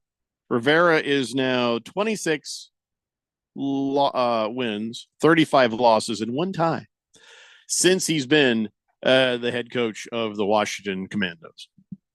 Yeah, and he's in year 4, and the team is actually worse than a 500 team this year. So will he get a year 5? He's gone backwards. Will he finish the year? He'll probably finish the year. Like, I don't see what good firing him does now. Why did they fire Frank Reich? There was no reason to do that either. Yeah, well, because David Tepper is probably the most impatient owner in football. And he walked out of the locker room yesterday, and so he was just like, I'm going to say a similar word to what he yelled. He walked out of the locker room, closed the door behind him, and went, "Duck!" and then walked off. I'm not sure Frank Reich was the problem there. You just didn't give the man anything to work with, and then after a single season, you fired him. Yeah, he got the short end of the stick, but I will say I don't know that Frank Reich is really coach material. Maybe, but that's such not why a nice guy. That's not why the Panthers were losing. The Panthers were losing because they don't have players. Well, we had players in the Colts, and it wasn't great. It wasn't great, but you guys were still making the playoffs. Good guy, maybe not a coach. Maybe not a coach. I think that Frank Reich should just take some time off, because between Jim Irsay and David Tepper, that's got to be back-to-back owners where you just are stressed a decent amount of the time. One word for what he's been through: trauma. Scratch me because thank you. CK says pizza jerking. Who's jerking the pepper up? We're not doing that. What? We're not doing that. Come on. So how about the now? Everybody's talking about how they had this set up where there was a turkey leg waiting inside the Salvation Army kettle, and they ran over there, and Dak Prescott reaches in and he starts eating the turkey leg. And even Jerry Jones knew this was a thing, so there's probably going to be fines and whatever. But this was a whole thing that they did on purpose. Yeah, I have to question the sanitary nature of this. Oh, it couldn't have been good. I would not reach into a kettle and start eating a turkey leg that's just been sitting there. Now, keep in mind where it's located. It's located on the field, but right up next to the board where people are standing there yelling, screaming, spittle coming over, God knows what. Presumably throwing money and other possibly things hacking a loogie just because there's some kids like, look what I can do. And right in the bucket. There's so many different possibilities of nasty they could have flown into that bucket and contaminated that turkey leg. In a million years, I'm not eating that turkey leg. Unless there's like a metal container in there, like, and then reach in and grab it. And even then, I'm probably not going to feel too good about that. I wouldn't. There's so many things that can be gross, including the intended purpose of that thing, which is for money to go inside. And money is disgusting. Stuff. Yeah. Oh my God. So there's no situation where they did that, and it's not unhealthy in every way possible. Yeah. There's just none. I'm not jumping in it. I'm not eating out of it. Rico Suave says, no, the turkey leg was wrapped up. Yeah, it would have to be in a steel case. Yeah, it's just like vacuum sealed, because that still does not make it okay, in my opinion. It's something if I open it goes, like a sealed for freshness. Rico Suave. If you wrapped it in some foil, I got bad news for you. Bacteria doesn't care about your foil. It just doesn't. I don't know. I don't mean to be prissy about this, but I'll pass. No, Dak, it's all yours, buddy. It's all yours. I know some of the Commando fans got mad that the Cowboys did this, but I mean, imagine being so bad that the other team knew they were going to be beating your ass to be able to do that. Planned ahead. Is just you being bad. I'm not mad that the Cowboys did that at all. Though stay healthy out there, guys. Don't eat chicken or turkey from places where people put money. Yeah, just saying. It was a Dallas home game, so it's not. If they'd done that in Washington D.C., now it's not good. Yeah, because that's going to be gross on purpose. Those fans are going to make sure you get sick. Lost Taco says, for the record, I was looking online for the 1580 live stream, and the Google algorithm just took me for a spin. How does it take you to my Twitter and Keon's LinkedIn? You could have just gone to 1580 The Fanatic, where all of what you needed was right there. You could listen to the live stream right off the website. You can click on a link to listen to podcasts, and you can also click on a link to go find either for your iPhone or for your Android where to go get the actual 1580 The Fanatic app to have on your phone, listen anytime you want. So I'm going to search that. I'm very curious about what kind of crap comes up when somebody's searching for our 1580 The Fanatic live stream. That is very interesting. And did you go back and follow my Twitter, Lost Taco? Because it gets less weird if you do. I mean, maybe it doesn't. I don't know. So the ratings for Thursday were pretty amazing. It was a blowout, Commandos and Cowboys, but 41.4 million viewers. Holy moly. CBS made bank on that. That is the third most watched regular season game in the history of the NFL because of the time. It was perfectly timed for Thanksgiving dinner. Perfectly timed for Thanksgiving dinner, and one massive fan base in the Cowboys and one pretty big fan base that's just waking up in the Commanders. You're gonna have nice Thanksgiving ratings if you put it at that time of day. Well, the other thing is everybody was getting ready to watch the 49ers and the Seahawks. So between all those teams, there's a lot of interest in what's happening in those games. And of course, the NFL 49ers, they had the second biggest Thanksgiving night audience, despite the fact it was blowout-ish. Well, let's talk about that right now. 31-13. Yeah, that's a blowout. That's a blowout? What did we decide? Hold on. I've got a list of how we determine these things. I mean, hold on. Where is that? Because we had a big old fight about this. We did, but 31-13 is definitely has to be blowout territory. No, I just want to be official here. I want to make sure we get this right. It's just I got so many papers with so many notes here. Hold on here. No, this is my wow. I just found my prediction page for the wins the Cardinals might get. Holy crap, was I ever wrong? I overestimated how many wins they have right now. Two, right? Just two. I had 4 on here. I had they beat the Washington Commandos. You guys won that one. I had they beat Atlanta Falcons. That didn't happen. Is this year? Yeah, it is. I didn't know they'd beat Dallas. So, oh, yeah, I could probably just throw this away. Oh, my predictions on baseball. I was right about that. I was right about a bunch of that. I don't ever get credit for being right about anything on this show. It's always Keelan knows everything. I don't think that's what happens. I predict things sometimes too, but nobody remembers it. Nobody gives me credit for it. I feel like whenever I say something, people are immediately looking for any slip up, even though I am a person and sometimes I misspeak. Well, I can't find it, but I know we had written it down somewhere.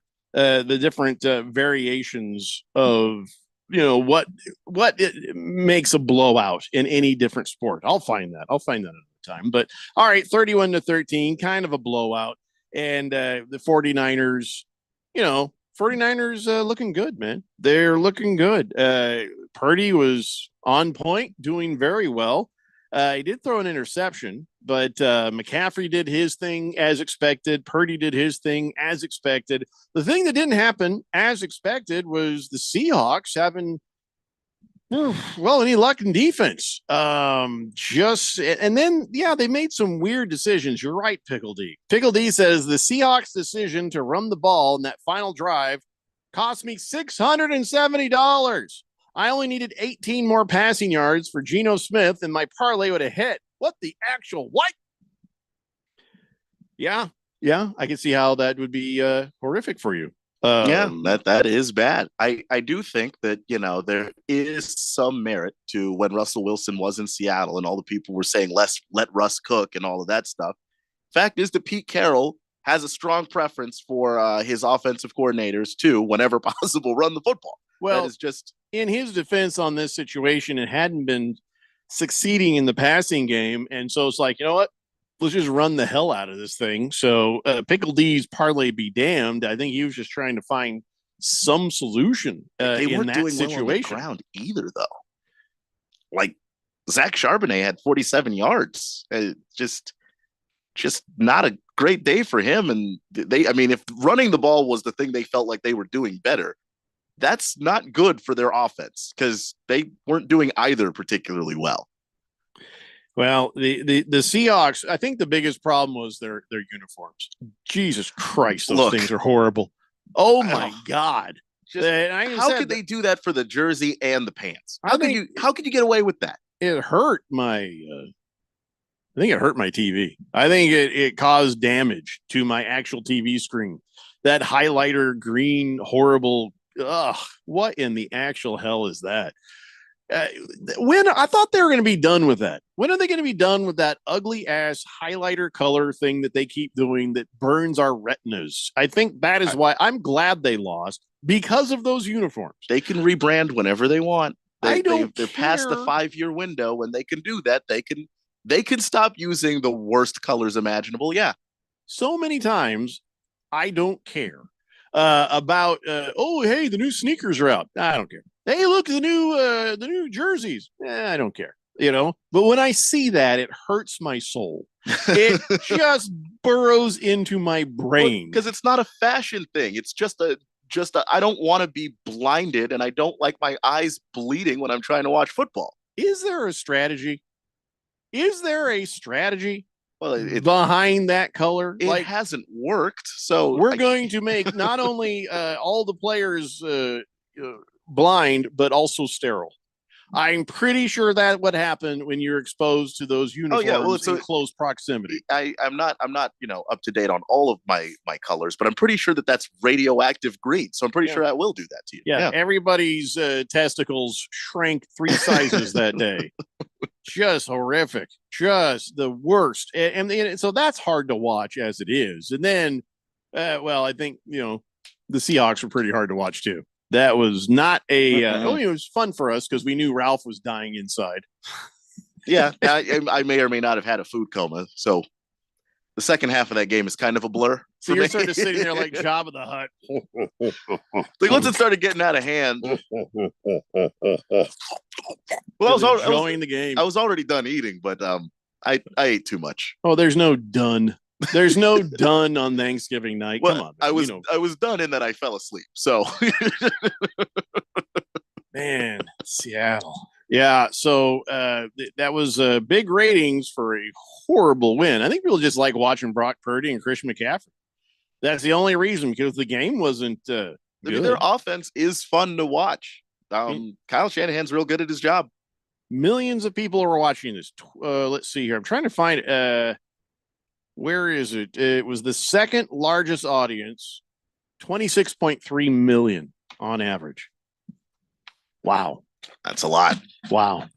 All right, we have to take a break. When we come back, we got more of your texts and more games. We got to start picking up the pace here, because we are only about an hour away from Bears and Vikings here on 1580, The Fanatic. Rich Eisen here from Monday Night Football on Westwood One. Coming up, an NFC North rivalry game. 6-5 Vikings hosting the Bears. Chicago's looking for its first division win, while Minnesota's in search of a bounce-back victory to keep the division-leading Lions within reach. Kevin Harlan and Hall of Famer Kurt Warner have the call on air and on the free live stream sponsored by AutoZone on Monday Night Football. Right here on 1580, The Fanatic. O'Reilly. When you need auto parts, O'ReillyAuto.com is just a click away. We offer convenient options for you to get your parts, tools, accessories, and supplies quickly. Order online and pick up for free at your local O'Reilly Auto Parts store, or you can have your parts delivered right to your door with free shipping on most orders over $35. Visit O'Reilly.auto.com. O'Reilly Auto Parts.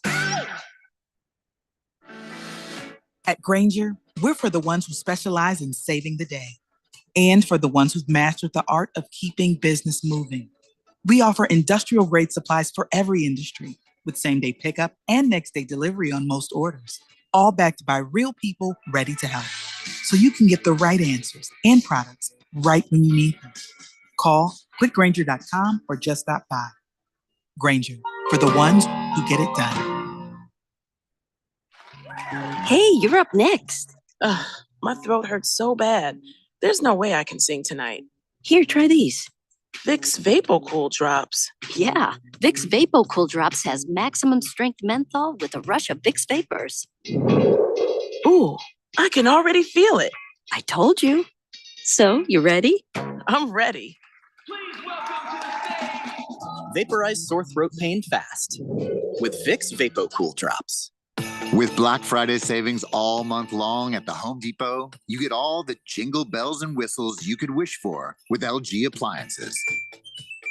With America's most reliable line of appliances per independent consumer study, you can take holiday doing to holiday done and always be ready to handle last-minute holiday guests. Final days to save up to $900 on select laundry sets, including top brands like LG, with Black Friday savings at the Home Depot. How doers get more done. Ends November 29th. Hey, what's up, everybody? Ken Barkley here, reminding you to check out You Better You Bet. Why, you ask? Well, because we bring the fun, the insight, and all the wagertainment you need. Plus, hopefully, we win a couple bets along the way. From up-to-the-minute breakdowns of backdoor covers, bad beats, and the cheers and tears that come with them, obviously. Plus, betting analysis from some of the best minds in the sports wagering world. Join myself and Nick Costos and tune into You Better You Bet. Weekdays from noon to 3 on Arizona's sports betting station 1580 and 99.3, The Fanatic.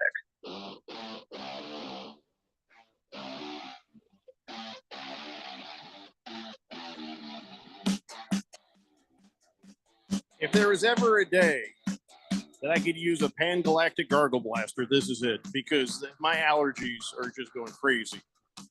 I feel like when your allergies go off, you're not really sick, but your allergies are kind of getting at you. A nice stiff drink would be nice. Hey, I'm really impressed. Ralph from Harmon Solar, he just texted in the middle finger emoji.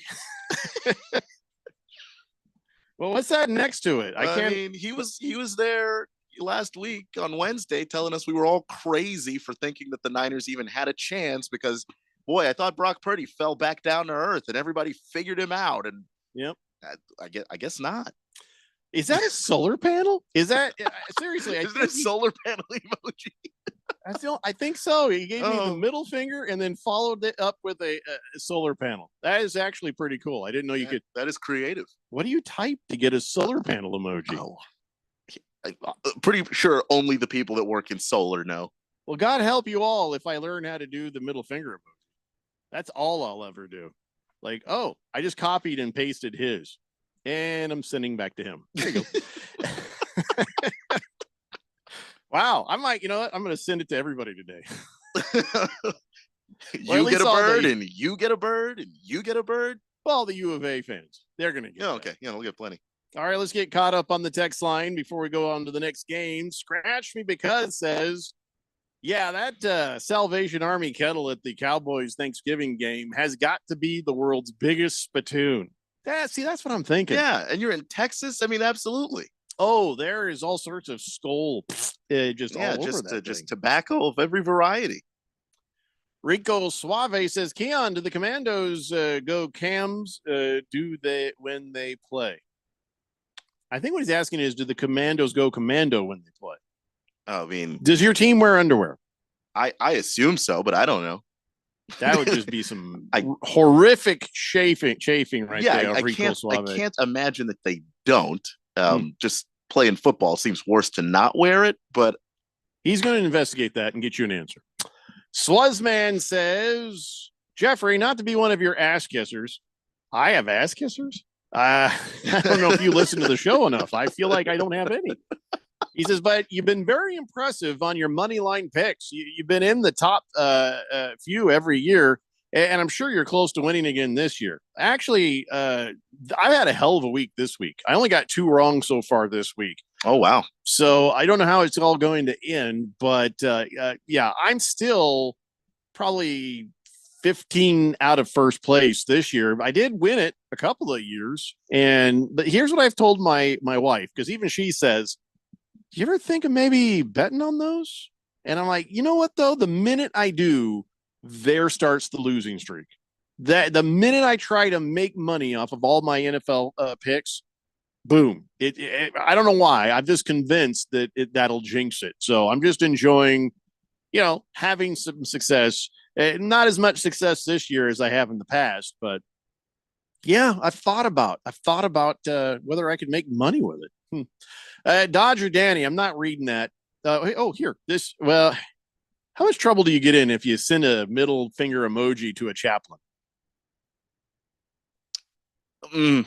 Yeah, he's a prison chaplain. He can take it. Boom. This is for you, Danny. Yeah, that felt good and wrong all at the same time. Yeah, but that's basically the blender. Hold on, I'm going back. That is this show. Good and wrong at the same time. I'm going back. Let's see here. Let's see. Pringle. I'm not going to go after Pringle with that. I'm not going to go after Moist One or Stock and Slab. Where are the people who talk so much crap about U of A? Oh, Wilbur gets one. He'll have to. I don't have to. How this is going to show up in Braille, but that's for you, Wilbur. Bam. Middle finger for you. Let's see. Blissful Hayes, I might just send you this every time. One for you. Sorry. I'm sorry everybody has to sit here and listen to me look for the people to send middle fingers to. Donnie, just because Donnie. He didn't say anything really at all worth it, but I'm sending it anyway. Fubar, yeah, he said it. He said stuff about you, Arizona, and U of A. You get a middle finger. Let's see. Yeah, I think that'll do it for now. Thanks, man. Look at that. This is fun. Thank you so much for that middle finger emoji, Ralph. That is made my day. 888-368-1580. Mr. Pink Eye says it could be worse. They could change the field to green turf like Boise State does with the blue turf. Eastern Washington State has red turf. What is he talking about? He's talking about the Seahawks. He's basically saying they could make their field that color, which would also be worse. Yeah. He's not wrong. They'd be thrown out of the NFL. Why would you imagine that particular circle of hell from Dante's Inferno? I have no idea, but it could be worse. That's true.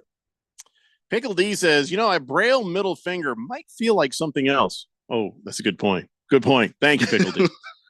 Lost Taco says, I'm just digging myself deeper in this, but now I'm curious. Keon, you did play-by-play?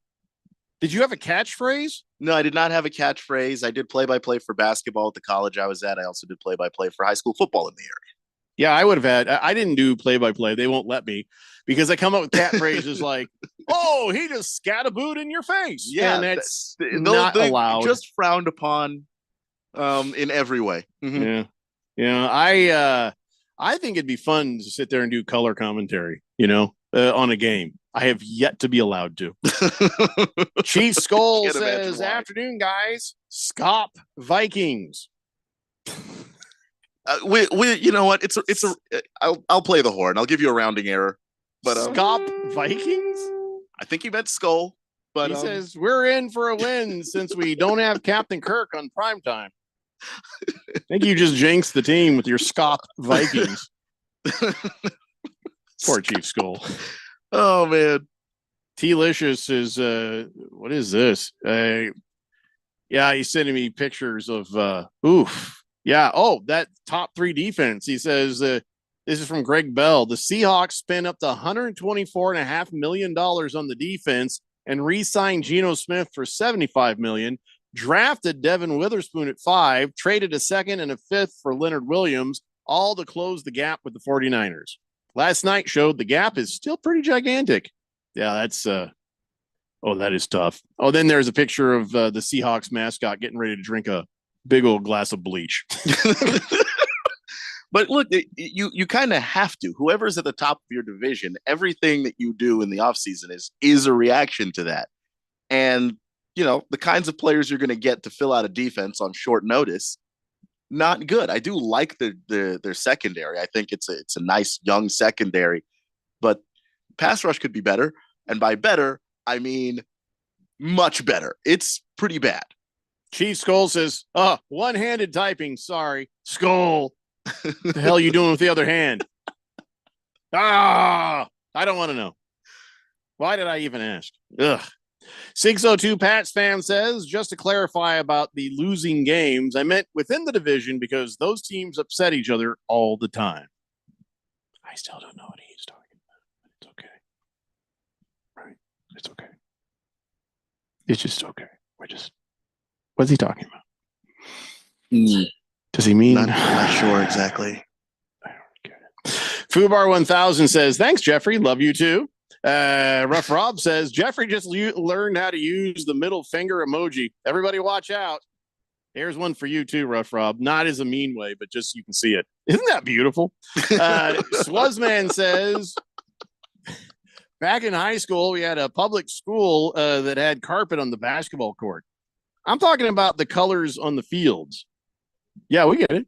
He says, have you seen the stupid trees in the court for Oregon basketball? It's ridiculous. You can't even tell where the 3-point line is. I've seen that. Yeah. It's supposed to look like shadows of the trees or something. It's a cool design until you get to the practical use of what a basketball court is, which is the trees make it hard to tell where out of bounds is and where a 3-point line actually starts. It's not great. Navy Brad says, I bet Sir Ralph is looking forward to the draft. I feel like he's always looking forward to the draft. Pickle D says, the one-handed text was feeling up that braille middle finger emoji. Well, you got a lot going on there in your imagination, Pickle D.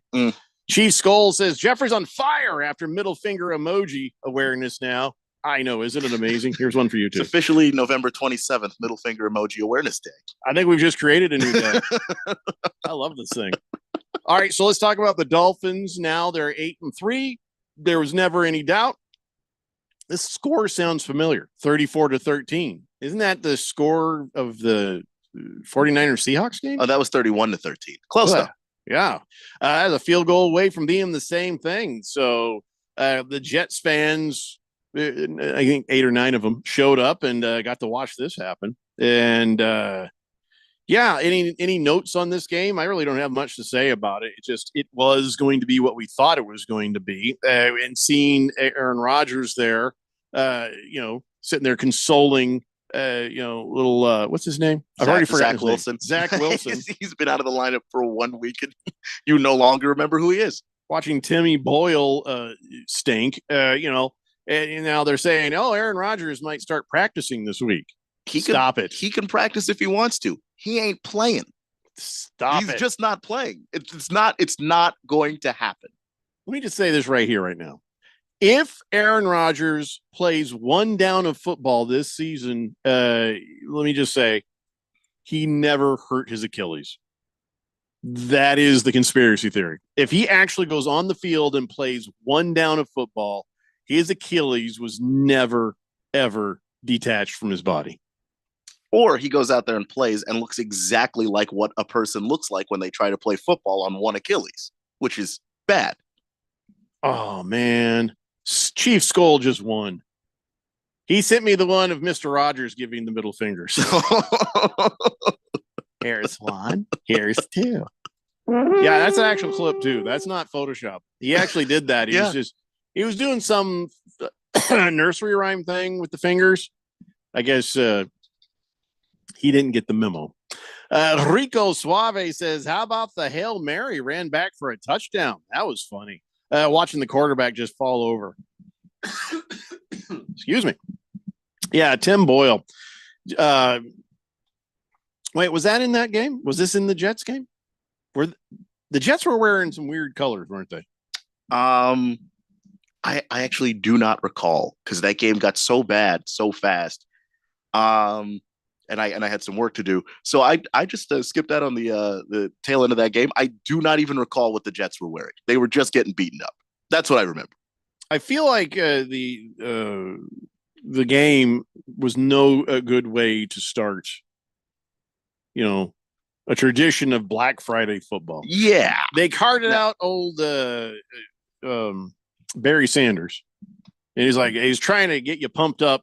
Here comes, and then right there at the end, he's like, Black Friday football? It just kind of came out of his mouth weird, and he wasn't really sold on it. He's like, and there's going to be this, and there's this, and it's, really, are we doing this? Yeah. Kind of feel. And look, on paper, before the season started, this was not a bad Black Friday game idea.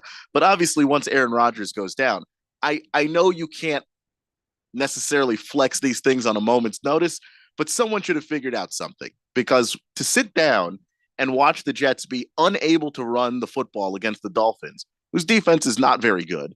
And then once you're behind, Tim Boyle is throwing the ball 38 times. Why would we want to watch that? Why would anybody want to watch that? Tim Boyle. Tim Boyle, who sounds like he should be an accountant. He shouldn't be. That's not an NFL quarterback name. Hey, you get the Dolphins next, Keon. Yeah. Think they'll score more than 13 points, but I don't think that they'll stop the Dolphins from putting up more than 34. I think that the Dolphins could easily put 50 and call it a day. Fubar 1000 says, wait a minute. Aaron Rodgers is going to get traded to the Vikings next season, just like Brett Favre. Well, Brett Favre didn't get traded. He retired, and then he came out of retirement. When he unretired, he went to the Vikings. So not quite. Also, Aaron Rodgers still needs to send a picture of his junk to somebody who doesn't want to see it. That's if he's going to follow the career arc properly. So, did you see that big old chunk of flesh that was missing out of Tua Tagovailoa's arm? I did see that. Why didn't he bleed? Is he a robot? I think he's been replaced by a robot. Well, if it was just a top layer of skin, you might not. Like there'll be blood it wasn't in a top layer of skin. There was a chunk, like somebody took a bite out of it. My son, to be funny, came over. My wife's got these Christmas candles, and they're these big Christmas candles. Like they look like like regular dinner candles, only they're striped like a candy cane. And he's like, and just to be funny, he took a bite out of one, and that bite is just still there. That's what Tua's arm looked like. Like somebody took a bite out of the side of his arm, but no blood came out.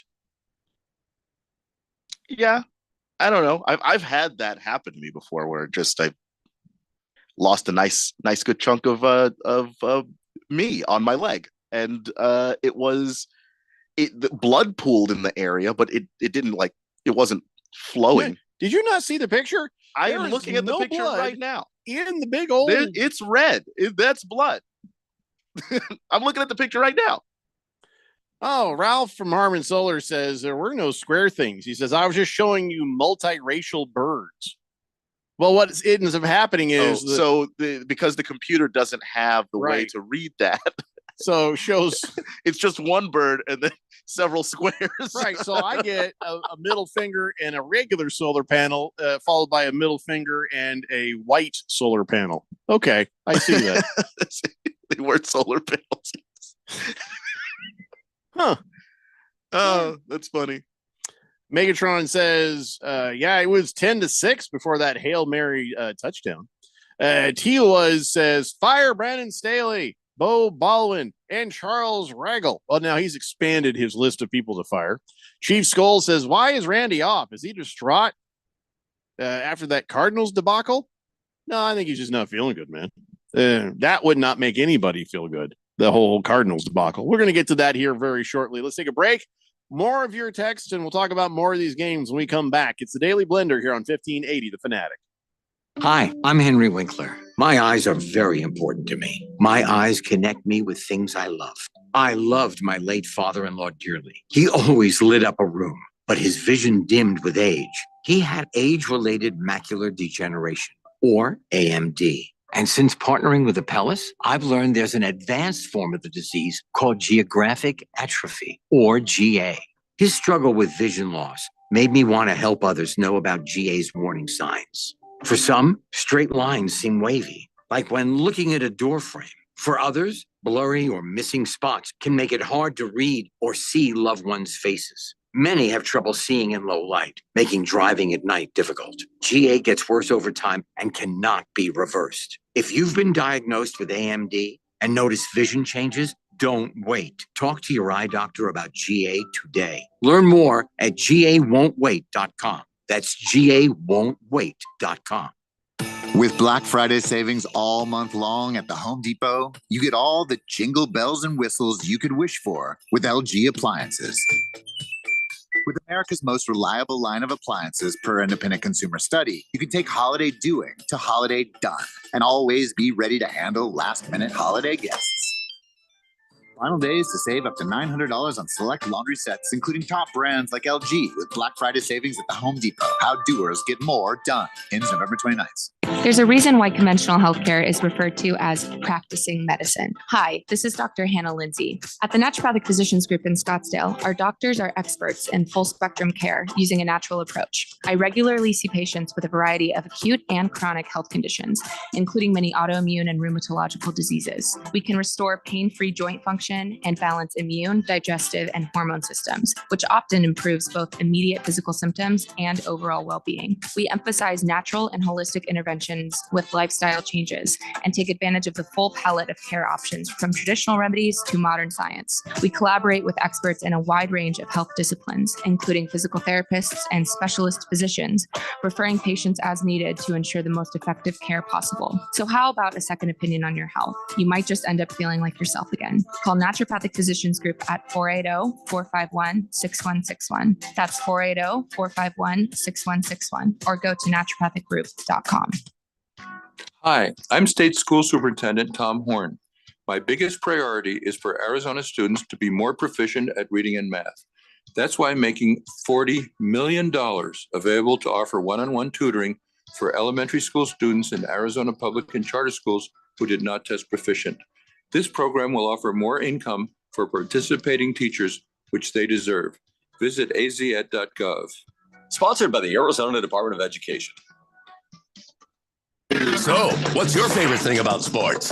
The excitement, the action, or the 5-meat pizza and the six-pack? Bingo. That's what we thought. 1580 and 99.3 The Fanatic, and always on at 1580thefanatic.com.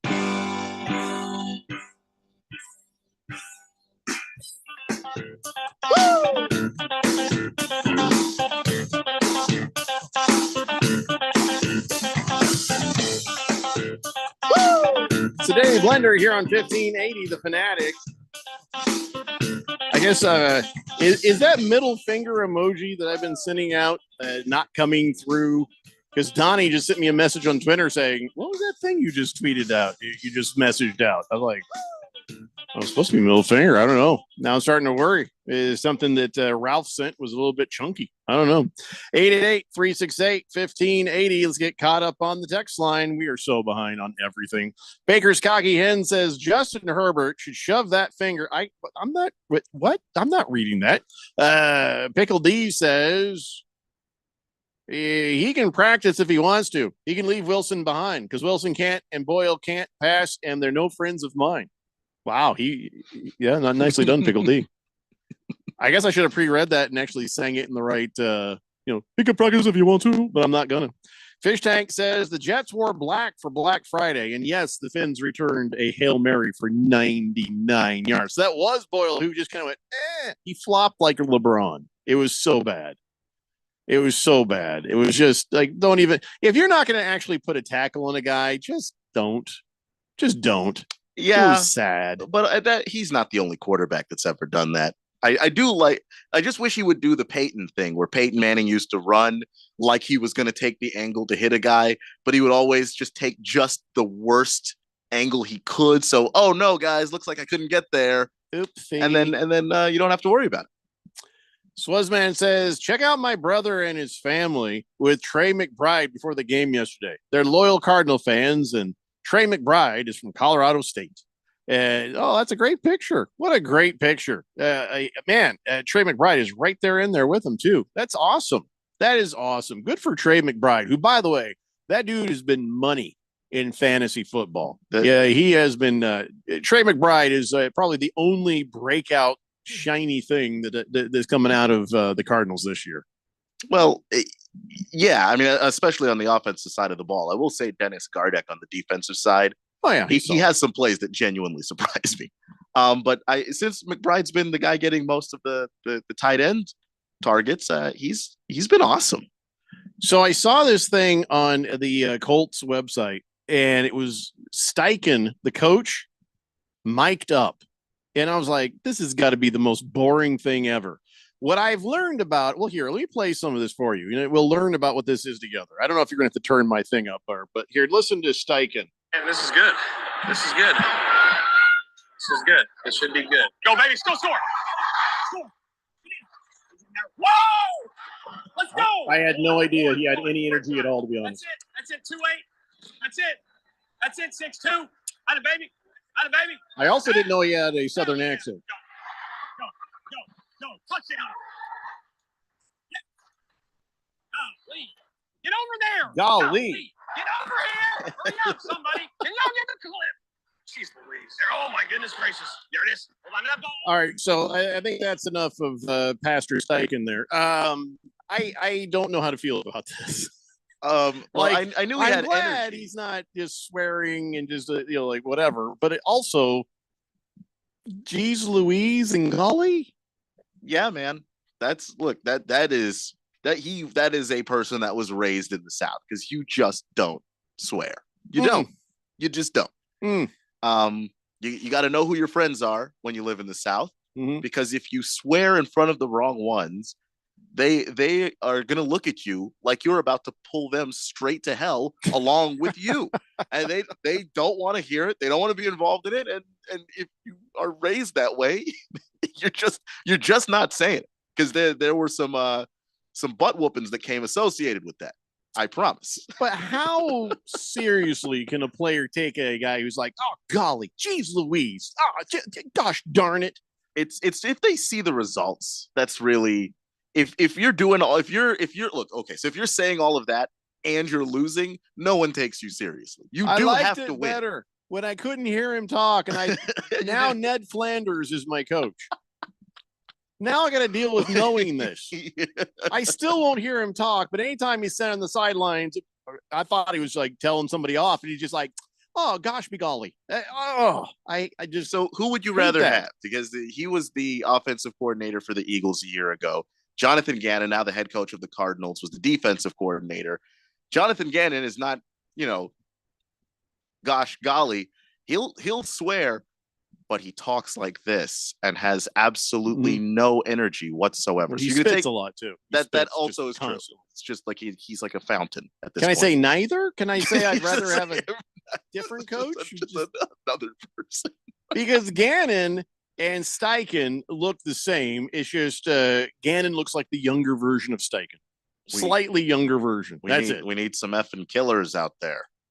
All right, Jonathan. I mean, no one is going to be hyped from that. The fact that you threw the F-bomb in with your voice changes nothing about that sentence. I not only do I not want to run through a wall for you, I barely want to stand up out of my seat It didn't help. It didn't help. I wish I had not heard that audio and just always been a mystery.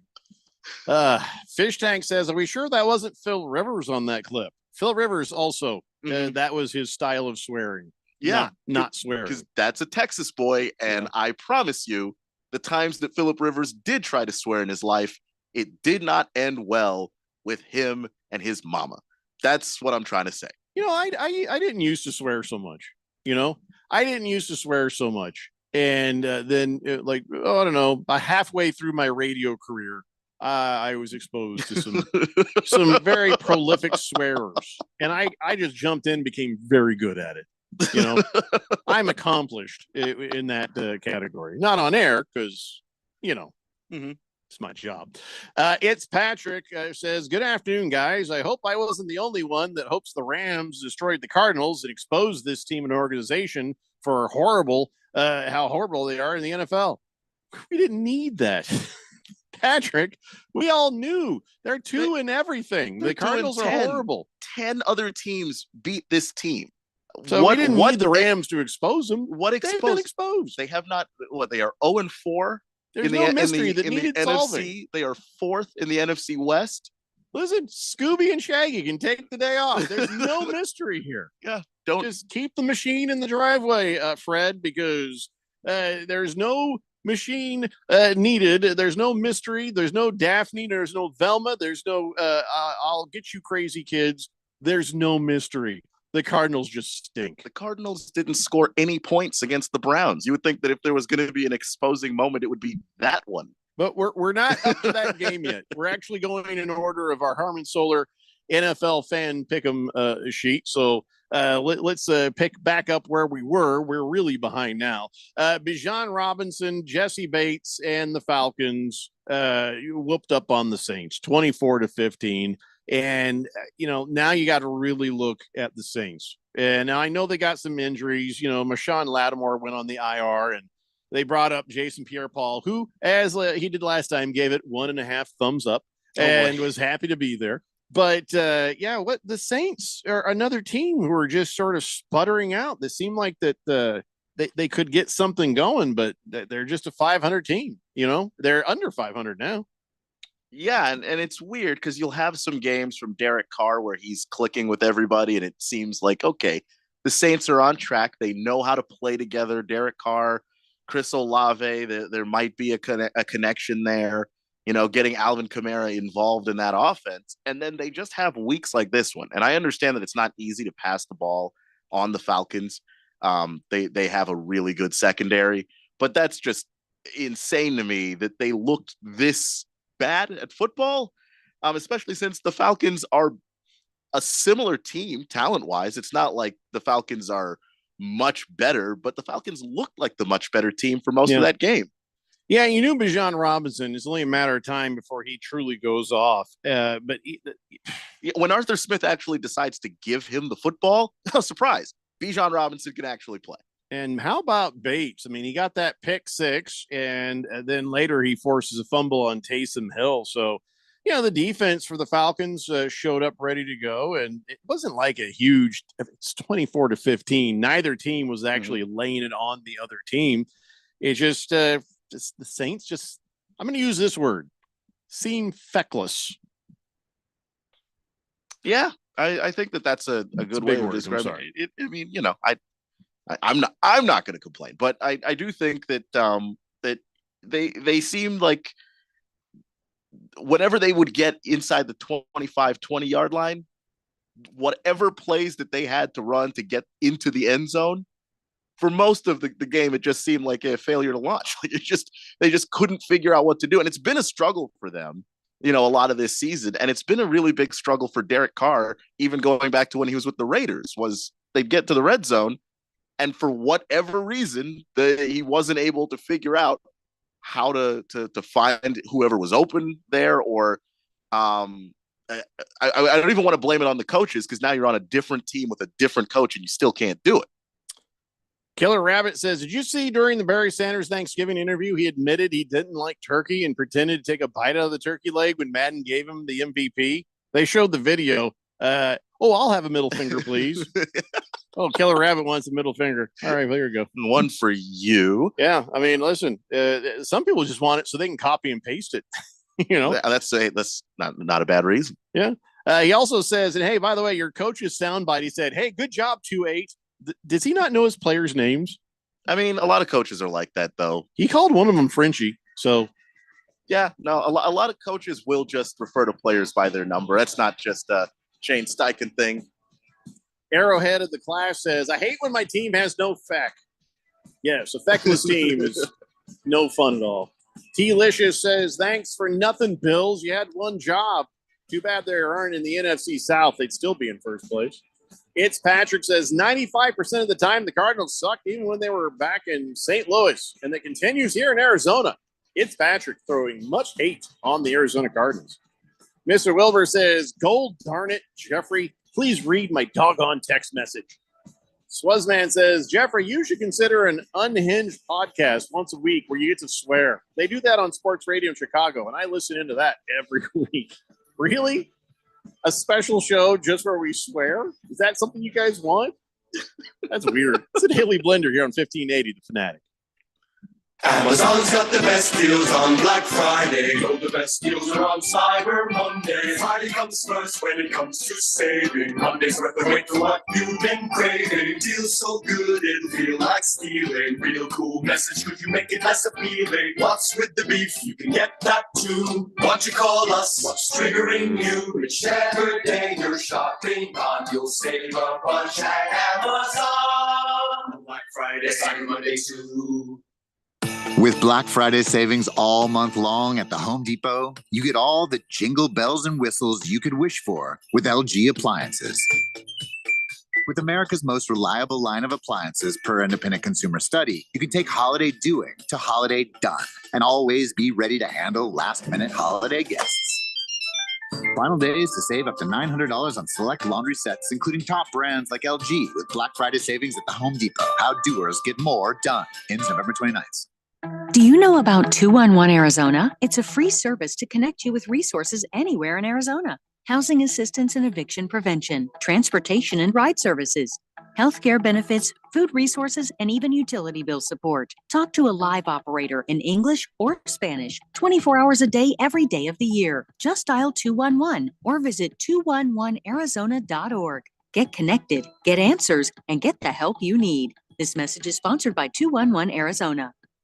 Looking for that perfect gift that will make her eyes light up like a winter wonderland? Look no further than me, Diamond Dave of Desert Wholesale Diamond, the 4th generation diamond importer. Diamond Dave here, and we bring you the lowest wholesale diamond prices and exceptional service, making your buying as easy and smooth as possible. With our incredible selection of top quality diamonds, you can capture the spirit of the season and give a gift that will shimmer with memories for a lifetime. From stunning engagement rings to sparkling necklaces and earrings, we have the perfect present for this holiday season. Make this holiday season truly unforgettable by choosing a diamond from me, Diamond Dave. We offer the highest quality and craftsmanship for an exceptional value. Come visit me and everyone at Desert Wholesale Diamond today to create precious memories that will shine bright for years to come. Call Diamond Dave at 480-397-2450. That's 480-397-2450. Or follow him on Instagram at Diamond Dave, KANTOR.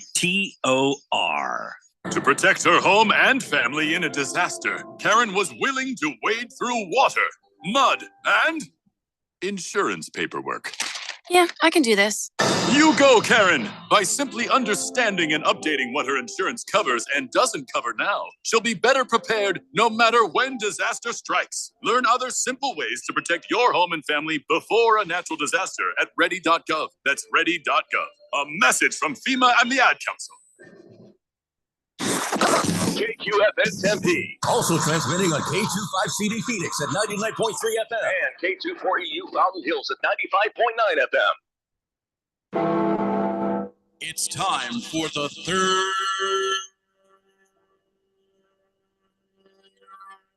hour. Quiet, people, settle down because it's time. Time for what? Showtime. When does it start? Right now. 3, 2, 1. Let's get on with the show. Let's do it.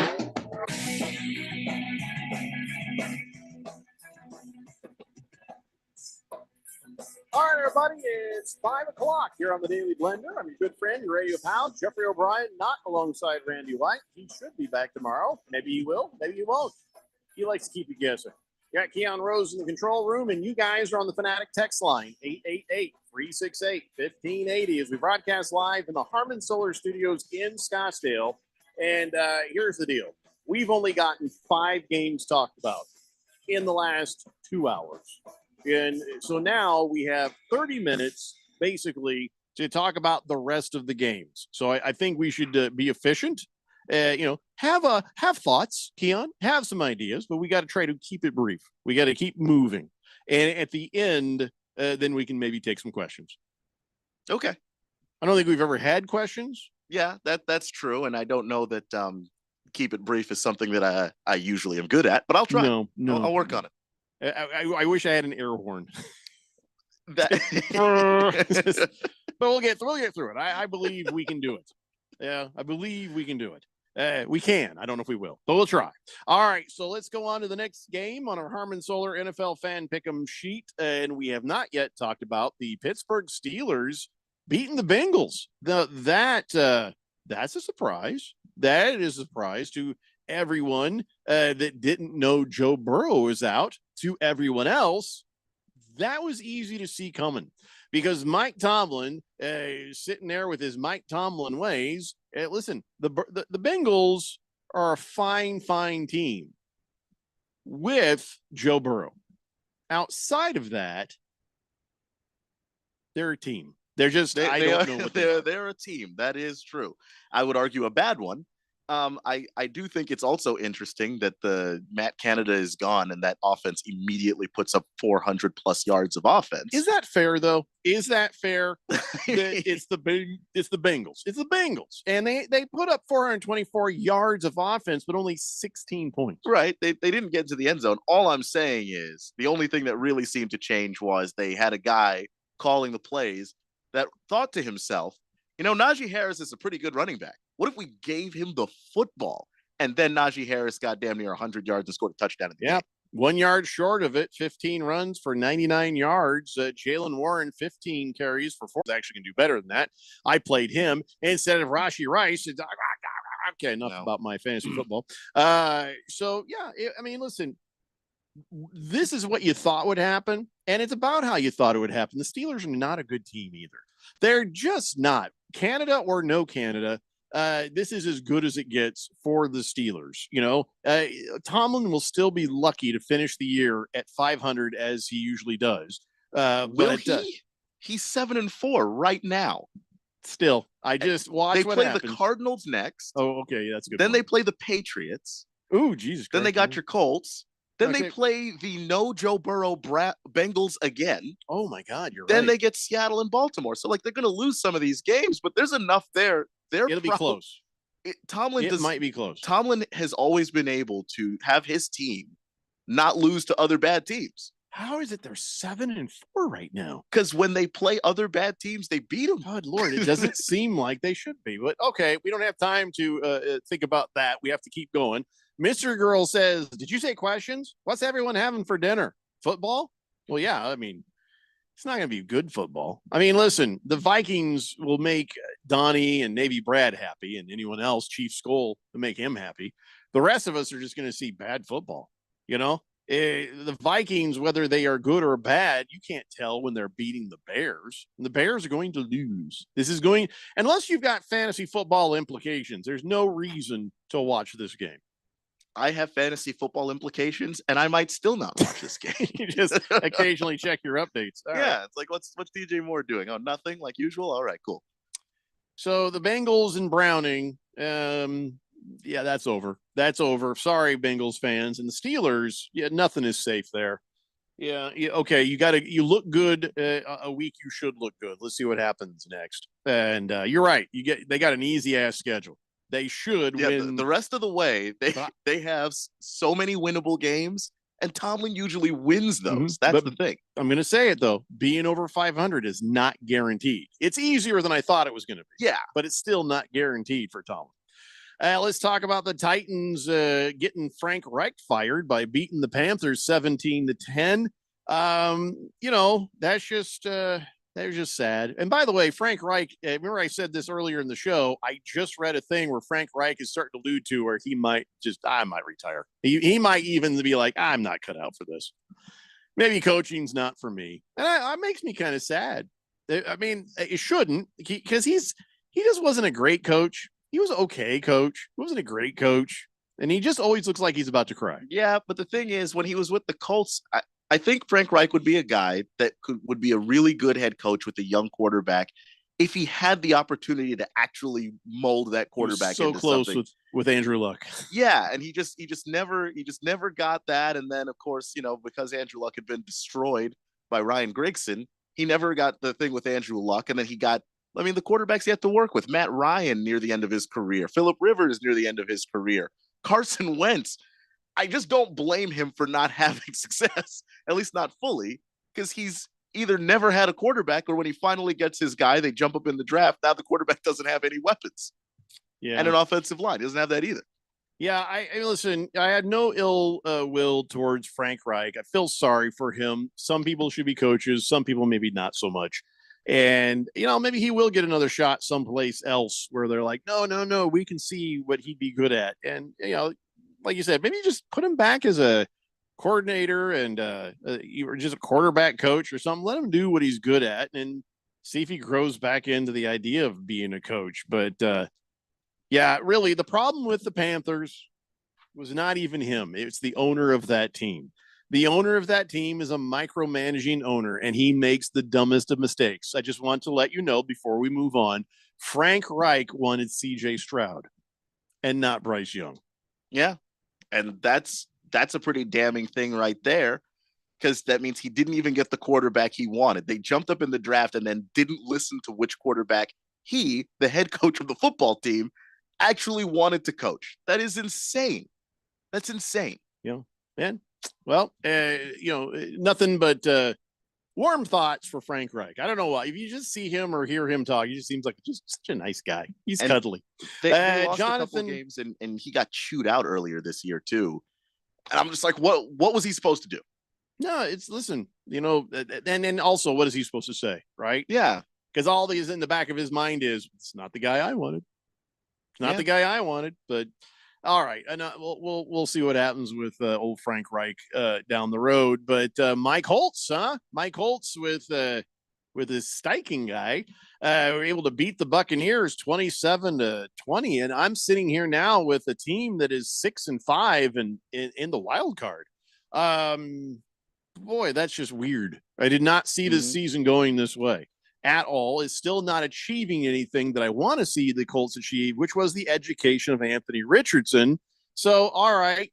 So now here we are with just whatever we've got to throw out there on the field, and we're just happening to have some success. I don't know if that is just showing you how our non-swearing head coach might actually be pretty good, or I don't know what to make of this, but sitting there watching the Colts beat the Buccaneers, it was kind of nice. I kind of oddly enjoyed it. It's my team, but I still, you know what I'm saying? As a Commanders fan, you know what I mean. Yeah, it's nice to see. And yeah, you'd love for it to be Anthony Richardson out there getting the experience at quarterback, but obviously that's not happening. And I think it's really cool to see having Jonathan Taylor back and what that finally means got to the him Colts. going. Yeah, I mean, when you feed him, when he starts to be able to be the guy that establishes the tone of that offense, the Colts offense could be really good. And you're not asking Gardner Minshew to do too much, which means he can kind of limit his mistakes and play closer to the brand of football we've seen him play in the past, where he wasn't that bad. Well, he's making bad decisions. To be clear, I'm not saying that Gardner Minshew is suddenly good, but if you're going to take a lot of those decisions out of his hands, that means that there's fewer bad ones for him to make. Oh, he can hand off great, but if he throws another interception, I might drive to Indianapolis and smack him in the mouth because, one of those he got lucky, didn't get caught. He had one interception, probably should have had two, and it was very frustrating to watch because you're like, what were you even thinking was going to happen there? Who are you throwing to? Why are you throwing there? That's such a horrible idea. I know Pro Football Focus tracks the turnover-worthy plays, which is plays that sometimes could be interceptions or fumbles or all of that, but aren't. actually counted. And he was, at least at one point this season, highest in the league. I don't know if he still is because I haven't checked, but he is the highest. He was the highest in the league turnover worthy plays because he just throws the ball before he thinks about it. It's what it looks like to me. And they try to blame the poor rookie. Like, well, he was supposed to go that way, not that way. They're like, no, maybe the rookie was also involved, but dude, he's throwing it straight to defensive backs. So about that, I don't know how you even saw any of it because I don't know. I saw this map that showed where the Colts game was shown. And I don't even think it was shown in Tampa Bay. It was only shown in Indianapolis. If you didn't have Sunday ticket, you did not see this game. So that's why nobody's commenting on it right now because nobody but me saw it. I might be the only one. I saw it, but the sports bar has Sunday ticket. That's the only reason why. Go. Yeah. So the Giants, see, this is how you know the Patriots are tanking. The Giants beat the Patriots 10-7. Bill Belichick is a genius. I'll stand by that. And here's a little hint that he's tanking. And they're doing such a great job of tanking that there's no chance for the other team to lose when you play the Patriots. They're making sure of it. Bill Belichick was asked, they're like, hey, you still even enjoy coaching? And he's like, oh, yeah, as much as ever. You know, I think because he's tanking. I don't know. This is all on purpose. I don't know if he's tanking. It is. He's a cheating bastard. Tanking's not cheating, but also I don't know. It doesn't seem like any of this is on purpose. I'll keep working as hard as I can to help our team. He's tanking. His quarterbacks stink. His receivers stink. Demario Douglas was his most productive receiver.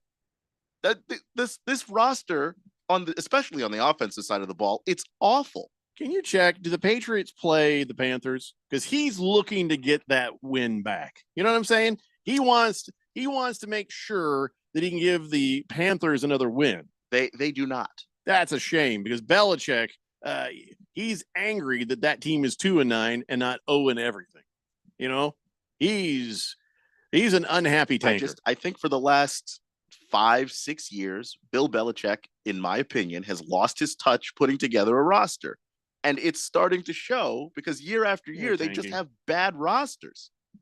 You can't tell me they're not tanking. Well, then that means they were tanking for every year for the last 6 years. They've been tanking then, and it hasn't produced anything except for one great cornerback in Christian Gonzalez, who I think is going to be a great football player. Trying to get himself another Tom Brady. I don't think that's what's happening there. It's what's happening. I think that Bill has constructed a very bad football team. I believe.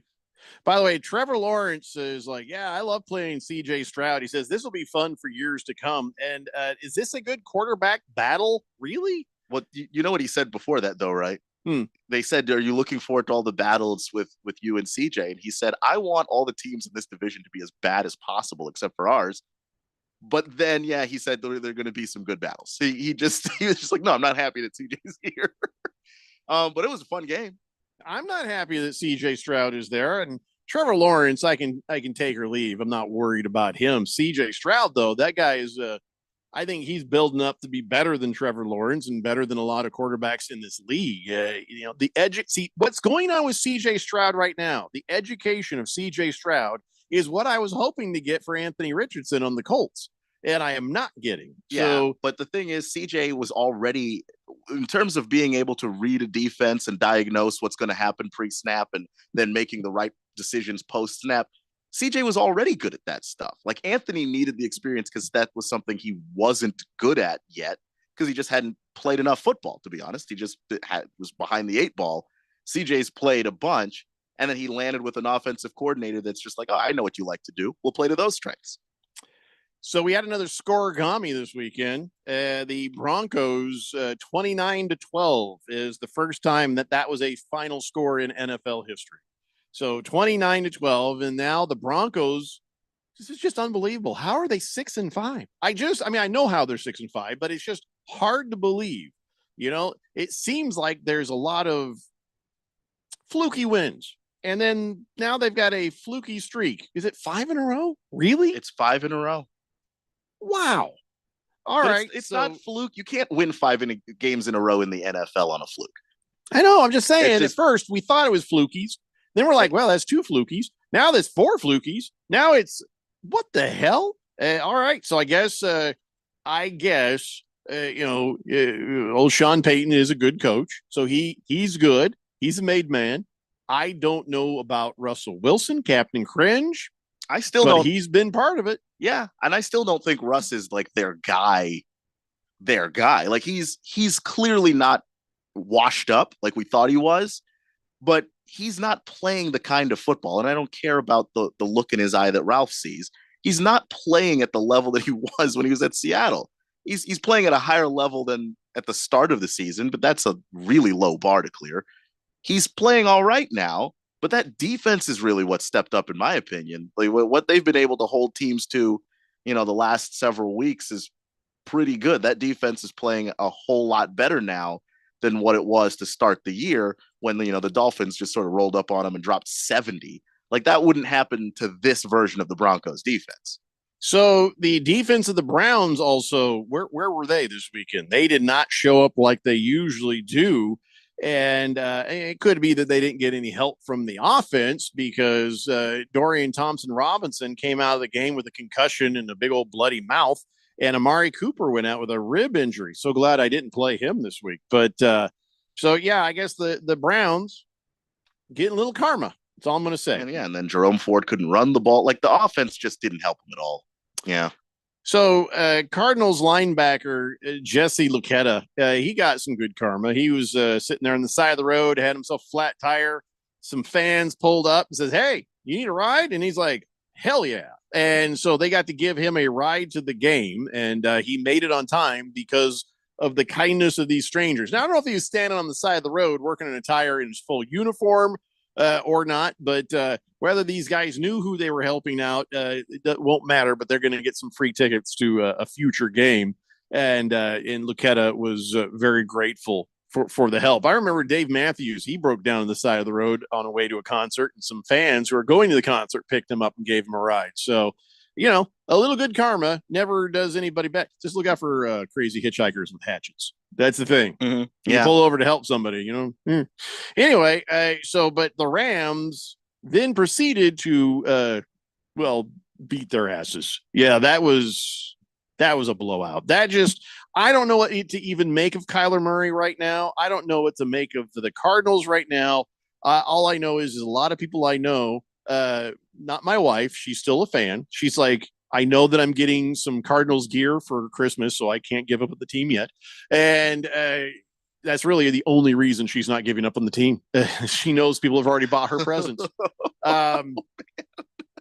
Her brother, her brother's like, I'm a 49ers fan. Screw this. A lot of people are jumping ship because of how bad the Cardinals are, even with Kyler Murray. I'm just confused because did we not all agree that they were going to be horrible this season? Yeah, Kyler once or no you see Kyler Murray walk back out, you think, okay, now maybe things will be a little better. It's not magic. Like their offense was not good before Magic's Kyler not got a little there. better. They weren't even any better. It was bad. Did you watch the game? It was bad. Yeah, I did watch the game. 37-14. And it was bad. But the Cardinals are bad. They've been bad. All of the Cardinals, the defense is kind of okay, but all of the Cardinals are bad. Yeah, but the defense wasn't okay Sunday. The defense was also bad. Everything about this game was bad. It was so bad. The special teams too. None of it was any good. So it's just I don't know what adding Kyler to this is supposed to do. It's a bad football team. You got a good quality left tackle. Continue to build that offensive line and get some more weapons around there. Go after a quarterback if you feel like you have to. I don't know what Monty Austin Fort and company think about Kyler, but I know that they're evaluating, and this is part of that process. But we knew the Cardinals were going to be bad. Giving up on the Cardinals in week 12 of this season doesn't make any sense to me personally, because this is exactly what we thought they were going to be at the start of the year. It's hard for Cardinal fans, I think, to watch. I think it is hard. It's the Rams. Maybe it's because I'm a Commander fan, so I just don't want to hear it.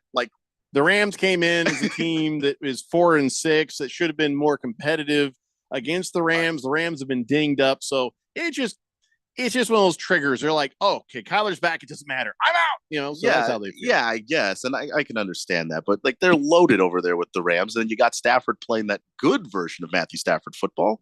It's going to be hard to beat. All right, we got to take a break. We got to come back as quick as we can and finish up talking. We've got 3 more games left. So we've made good time, but we've got 3 more games to talk about before we turn it over to the Bears and the Vikings for Monday Night Football. It's the Daily Blender here on 1580, The Fanatic. If you are an IT professional looking for an opportunity with great benefits, the freedom to creatively solve problems in a career with great growth potential and a team environment, look no further than Affinity Technology. Serving the Valley since 1992, Affinity Technology is looking for a level 1 tech to develop and deliver excellent solutions and outstanding customer service. Visit atechaz.com/jobs and get started with your future today. That's atechaz.com/jobs. Grand Canyon University basketball is back for another exciting season. After advancing to March Madness in 2 Grand Canyon University basketball is back for another exciting season. After advancing to March Madness in 2 of his 3 seasons as the head coach, Bryce Drew brings a team to the court this season, picked to win the conference once again, and led by first-team All-WAC selection Gabe McLaughlin and WAC preseason Player of the Year Ray Harrison. Check out the schedule at gculopes.com to find matchups with San Francisco, DePaul, Liberty, and last year's national championship runner-up, the San Diego State Aztecs. Join me, Michael Potter, and Lopes insider Paul Coral all season long right here on The Fanatic, the home of Lopes basketball.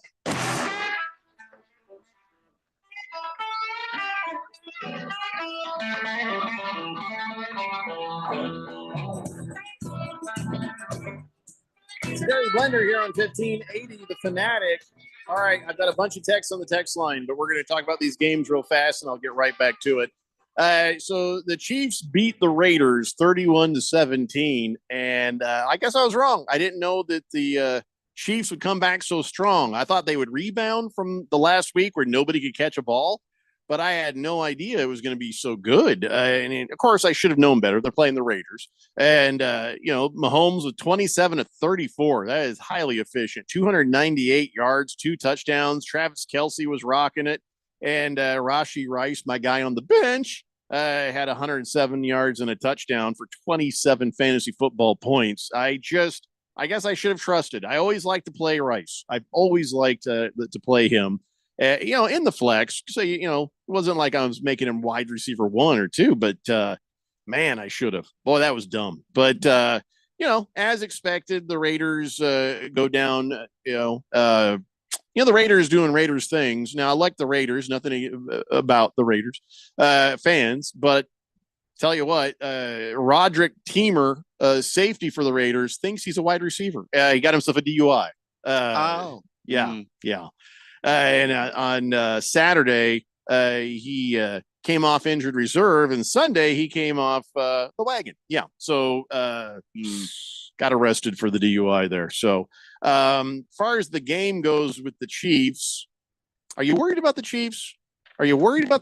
Or is it just a matter of they just got to get steady? I don't know. I mean, some games you watch them and you're like, my God, that's the Super Bowl Chiefs. Other games you watch them, you're like, what is wrong with these guys?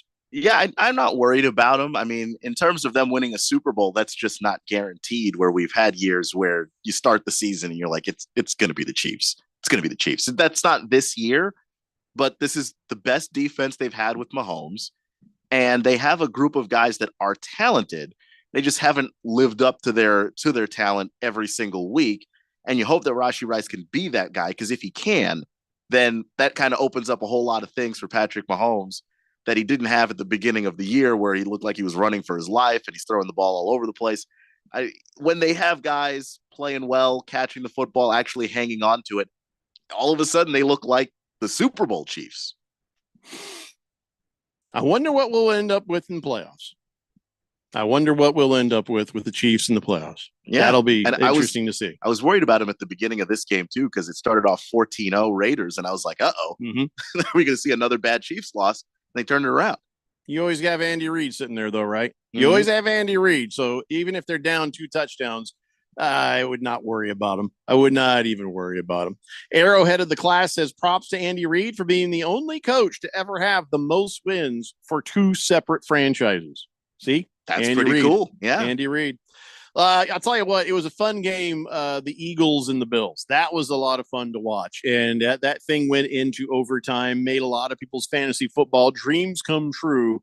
But, watching that game, I just never felt like the Eagles were out of it. But did you ever notice? I mean, my wife noticed it first, but now it's very obvious. Jalen Hurts never looks happy. No matter what is happening, his guy kicks a field goal to get the overtime, and he's just like, he just looks like ugh. He just doesn't ever look happy. He's got resting unhappy face. Yeah, he is serious all the time. I mean, he's yeah, but it's not just about serious. He looks depressed. He looks unhappy. I don't know about that because I've seen him like mic'd up. And you ever seen him smile? Yeah, I don't believe it's just not something that he in games. He's just really focused and dialed in. He's he was mic'd up one time and he was goofing around with AJ Brown. So, I know that sometimes he does clearly smile, but it's just no, it's his personality. He's just always been really serious like that, even when he was at Alabama. Maybe rainy days make him sad because it was rainy. It was drizzly. Yeah, but I'll tell you what, I just never felt like the Eagles weren't going to win that game, and they sure did win that game. It was a fun game to watch. I like seeing the back and forth, but 37-34 means both teams need to work on some defense, man. It's been a struggle for the Eagles this year, though, defensively. I mean, like a lot of quarterbacks have been able to go into Philadelphia and put up a lot of yards on them, put a lot of points on them. And I think that the issue that they're having now is that they've become this very unbalanced team that's geared more towards offense. So the only other thing I've got on this is Shaq Lawson was seen on video pushing a fan. He walked over off the bench and pushed a fan, I guess at that lower level fan seating. I don't know if you saw the video, but again, Mike Tyson was right. It's like people got real comfortable saying stuff that normally you get punched in the face for, and they're surprised when it happens. And Shaq Lawson, if somebody was saying to me what that guy was being said to, what I'm saying? It just, you're surprised that these things don't happen more often, but watch, he's going to be the one that gets in all the trouble for going over there and talking to the guy and then shoving him, even though if you heard what the guy had said, you might have been like, wow, he was nice to him. That's all he did was shove him. So yeah, and that's the thing is like these players are human beings, and there's only so long you can ask them to take, ridicule and all of this other stuff and not react. And when they choose to react, that's when you learn why they're a player and you're a fan. So the only other thing we have left here is the Ravens beat the hell out of the Chargers. That's it. There's nothing more I need to say about that other than Brandon Staley after the game. He's like, hey, AFC is wide open. We just need to beat New England and we have a shot. He has no idea, does he? No, and I'll tell you why I know he has no idea. The other thing he said after the game was, he was asked, is his message getting through to the players? And he said, it's obviously getting through, because if it wasn't, we'd be getting blown out every week. Brandon, you lost the game. Yeah. Again. Just sounds like, You are 4-7. It's Brandon Staley. In his own world there. Yeah. When he gets fired, he'll be the most surprised person. So I got a bunch of texts sitting here on the text line that I have not had a chance to read. I feel bad about that, but I'll tell you what I'll do. I will save them here. I will save them on the text line. And just like when you would have your dinner and you wouldn't eat it all, and your mom would be like, well, you'll just have to eat that again tomorrow. And we'll start reading these texts tomorrow when we start the show. Let me try to burn off some of these right now, though. Chicken Stiffy says Staley is dead man walking. Yeah, you're right, Chicken Stiffy, but I bet he gets to the end of the season. If they haven't taken him out by now, I doubt they will. Yeah, I just don't have time to read these texts. So listen, they will be here tomorrow. Hopefully you'll be here tomorrow at 3 p.m. It's the Bears and the Vikings up next. It's the Daily Blender here on 1580 The Fanatic.